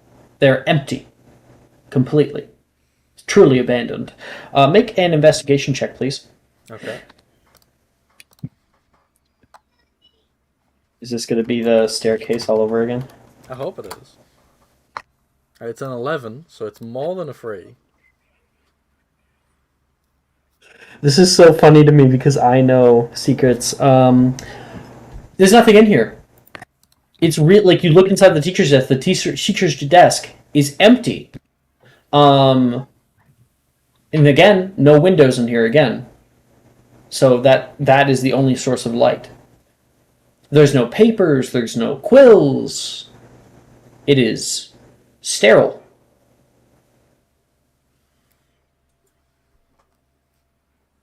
But there's still one more door, at least. Yes. Oh man, and now I've realized what I'm about to tell you. Okay, you exit this room. Go to the final door. It's like this old wood door. Put your hand on it. It's locked.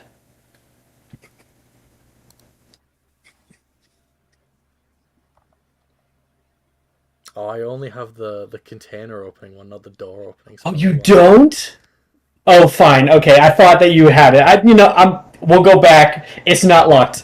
You're like, oh, it's locked, and then you go to like try to jam it. Oh no, it's just jammed. And you open up the door. Broom cupboard. There is a single broom that rests in there. Make one last investigation check, and unfortunately the DC is a little high. Oh my gosh, where is he? In the abandoned wing.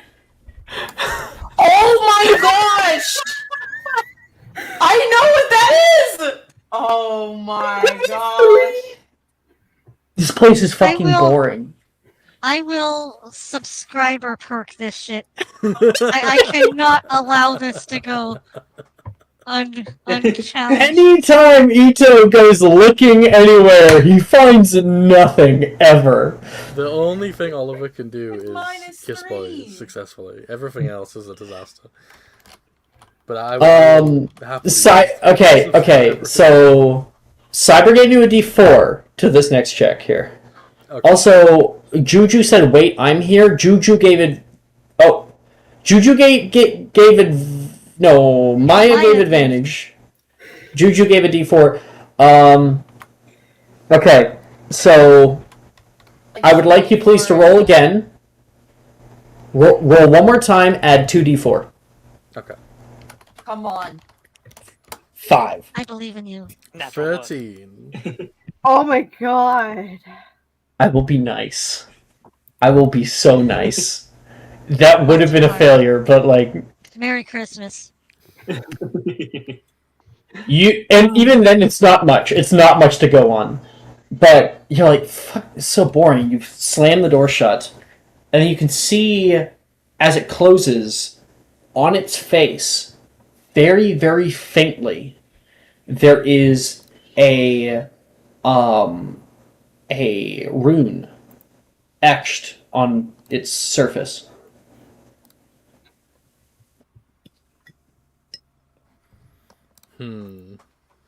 Well, this rune can't stop me because I can't read, first of all.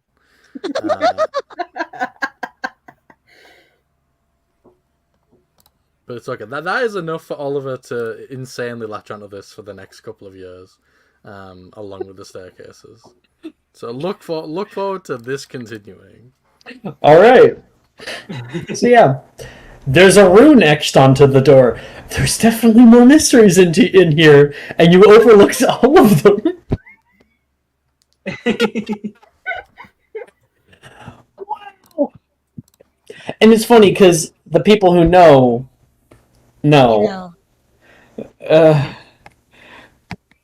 Okay. Where are we? So that's the end of that. Now we'll go to the Melody Olivia thing. Olivia, you're in the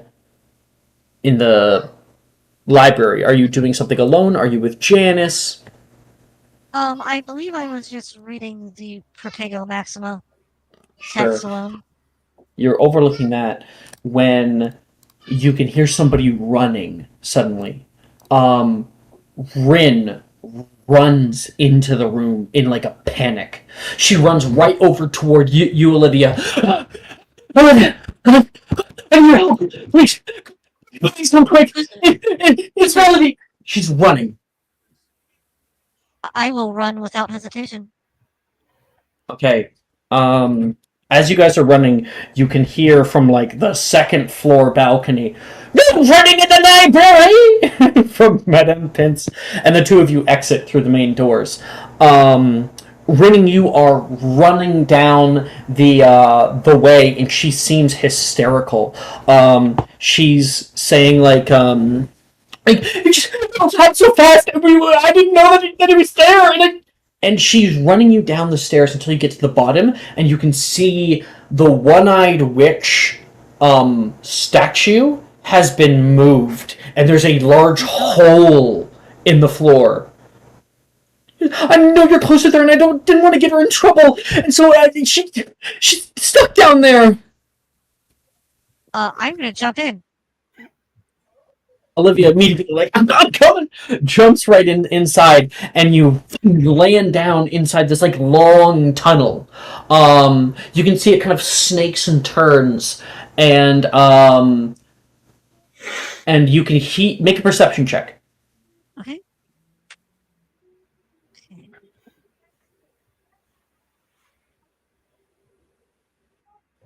15. Okay. Then you are able to hear Melody echo down the way. Is anyone down here? Where are you? I can't see that well. I can try casting Lumos, but I don't know where my wand is. Oh, Jesus. Are you hurt? I don't think so. Just follow Alright, my voice. don't move. And I will cast Lumos. Yeah, the tunnel opens up to you, and you can see it's this very, very squat tunnel. You start moving through it, and you don't see her. Keep going, and you go all the way to the very, very back, where you can see there is a ladder. There was no like divergent path or anything. Melody is not in the tunnel. But you can see a ladder that leads up to like a square trapdoor. Well, I'm gonna climb that shit. Like, Melody? You open it up. And you can see Melody standing over top with a big smile, looking down at you in a bright open space. You can smell sweet like sugar in the air. What did you say, Rachel? You found me. Where? What? What? I figured to try to go on an adventure. And you look around you, Olivia, and you can see you're in Hogsmeade. This is Honeyduke's, the candy store.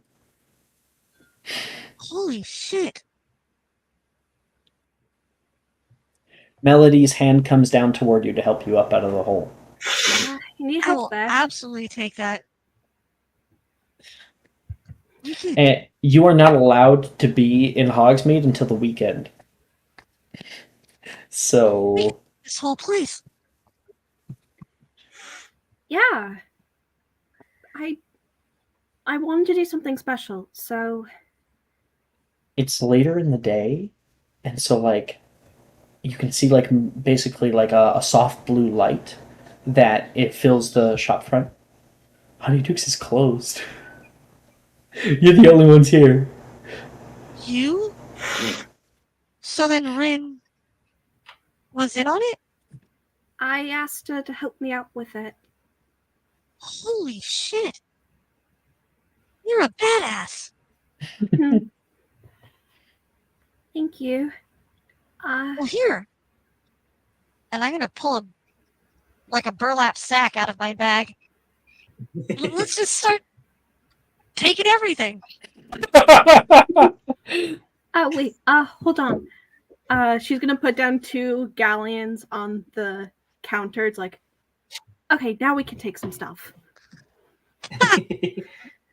Well, I guess we're not supposed to use non-magic to steal from the wizards.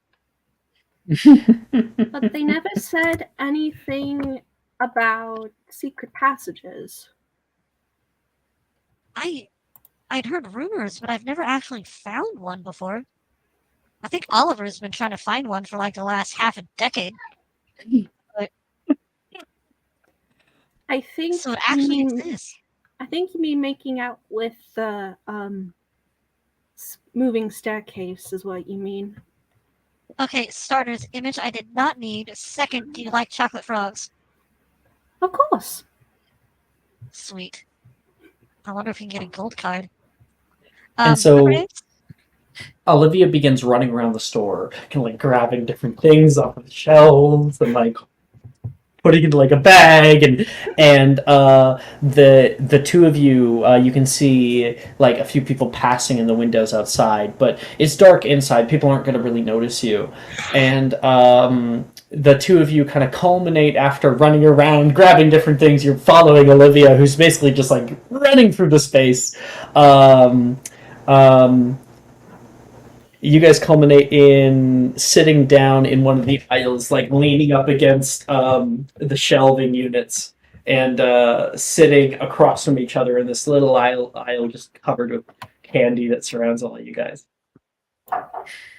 All paid for, of course. So, like, it's all of the fun of stealing without the guilt. I mean, if you put it that way, I guess. I guess I would. Yeah. I mean, honestly, it's better than stealing magical creatures, so I like this idea better. Hell yeah. Make sure to save something for Rin. Oh, definitely will. And she's gonna grab a thing of the sugared butterfly wings, because she mentioned that to Rin before. Oh, this was a part of what I wanted to ask you, if that's okay. Oh yeah, sure. Okay, here goes. And just before Melody can speak, Olivia, you pull a gold card. Ooh. Let me quickly pull it up. What exactly you get here? You pull Albus Dumbledore. No, check it out, Melody. Ooh. It's that dude that McGonagall's always talking about. You know, the tournament and everything? Yeah, he was the old headmaster of Hogwarts. Sweet. And Melody, you're kind of sitting there like, I don't, yeah, I don't know if I can do this. I'd like you, please, to make a charisma save. Oh no. It's a flat roll. If anyone in chat could please give me help, I would greatly appreciate it. Still get there. It's just there might be hiccups on the way, you know what I mean? Alright. Well, I'll roll this and see what happens. Oh, Juju gave you advantage! Yay! Thank you! Oh, that's higher. 19. 19. Like, I don't think I can do this.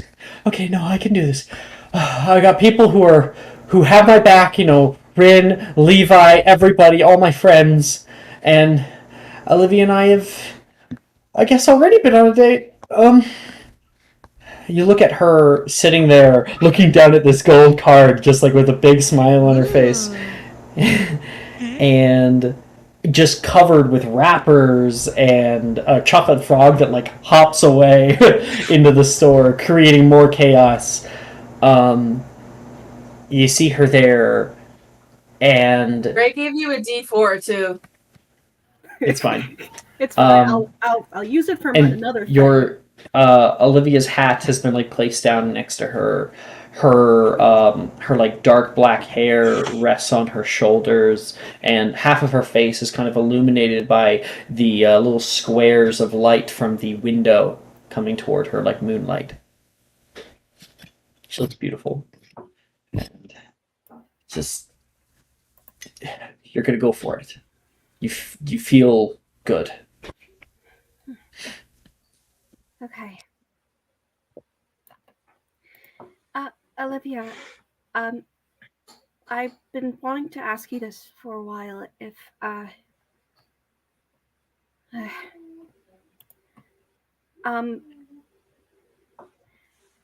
Olivia Owen, will you please go to the bowl with me? Oh yeah, sure. And like all of that like worry, that kind of tenseness that you were fighting back against, just in this complete moment of nonchalantness, just complete comfortability that Olivia has with you. All of that worry, you realize how ridiculous it was the whole time. The entire melancholous response. Yep. Yeah, I thought we were already going together. You know, like. Well, you never asked me, and I never asked you, and I thought that's. Oh, yeah, I guess that's true. And would that make us girlfriends? Duh. You think I'd like No. go on a crime of like candy rampage with anyone else? I mean, maybe your brother, but that would be more familial stuff. That's true. But I'd sooner sell him out than you. She's kind of like gets really pink in the cheeks and goes, okay.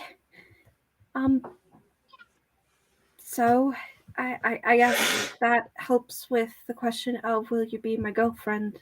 Out of the way. That was the question? Yeah. I know we went on dates, but everything I've read, it's usually you ask the other person, so I wasn't sure how it would go. Oh, I was worried about this for nothing.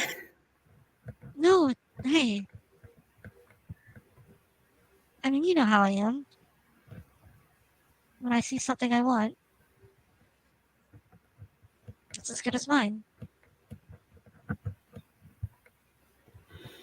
She kind of really like goes full on blush and just goes, okay. In that case, she's gonna kind of gently grab Olivia by the shoulders, and she's gonna kiss her. Going the whole way. In the mouth. Kiss her in the mouth. And Olivia, you acquiesce as well? Hell yes. And the two of you kiss. What if we were to kiss in the abandoned chocolate store after stealing all the chocolate? The two of you enjoy a chocolatey kiss, and are able to embrace the hug. You can see like Melody, your face is stuck in a smile that just won't go away. And Olivia seems, in comparison, so calm about it, so comfortable with you. And it's feeling you have never before felt. It's a good one, though. And that is where we're going to end tonight's episode. Yay! Oh, Turn. When we come back, we'll be starting the tournament. Dude, I didn't get a turn. Well, you said you wanted to end as early as possible, Jordan. So I thought, hey? Is you retired? I am. Do you want your turn? I'd like my turn. Okay, then we won't end. Oh. Jordan. I just want to cast some spells. Is that okay? Yeah. Alex going fucking communist on us again. Okay, I'm gonna do Langlock. Okay. Where did my roller go? Hello? Okay, whatever. I've been exceptionally nice to everybody this session. Jordan, Tommy if knows you that's wish right. to have made an appointment with the teacher, I'll allow you. Capitalist Alex. Oh my gosh, I'd love that. Okay. Professor You get plus Rojas, 3. let's go. +3 Langlock. Natural 1. Oh no. And God. second attempt. Same spell. Fuck, bro. Come on. You have Okay. a D4, by the way. and I have a D4. yeah, it's D4 from Juju. And Thank you, advantage. Juju. And I have advantage? Ooh, an advantage from Ray. Advantage and D4. Yeah. Okay. The first one was better. No, and I got a 4. What are you rolling for? Langlock again. Okay. I need it. Like, I need Langlock and Protego locked in. If I try to cast something else and I have to roll it, like, to hit something, fine. But those two, guys. Okay. Did you roll? Come on. I'm doing math. Your roll. I'm about as good at math as Omar. Oh, more intelligence. Let's fucking go. Even though you took calculus in high school. I sure did. It's because I could use a calculator. Yeah. I dropped calculus in high school. 17. I did it. That's a success. Great job, Omar. Okay, I have Langlock now. And as Melody and Olivia yeah. are kissing, you get this really weird feeling of pride toward Omar for literally no reason. And that is where we'll end tonight's episode. Yay! When I kiss Okay. you, I think of Omar. Why is that happening? I mean, it was a chocolatey kiss, but Hey! I love that. Omar's like, Protego or whatever, and he sneezes. the old anime thing. Yeah. Thank you guys for playing. Thank you guys for watching. Thank you to all the people who hopped into our stream from that raid. Hope you guys check us out. We play 10 times a week. I guess 8 streamed, but still. It's not just us. It's like other games that are also on their own path in this world. So, God, see you if I later, could deal with everybody. you 10 times a week. Bye. Bye-bye.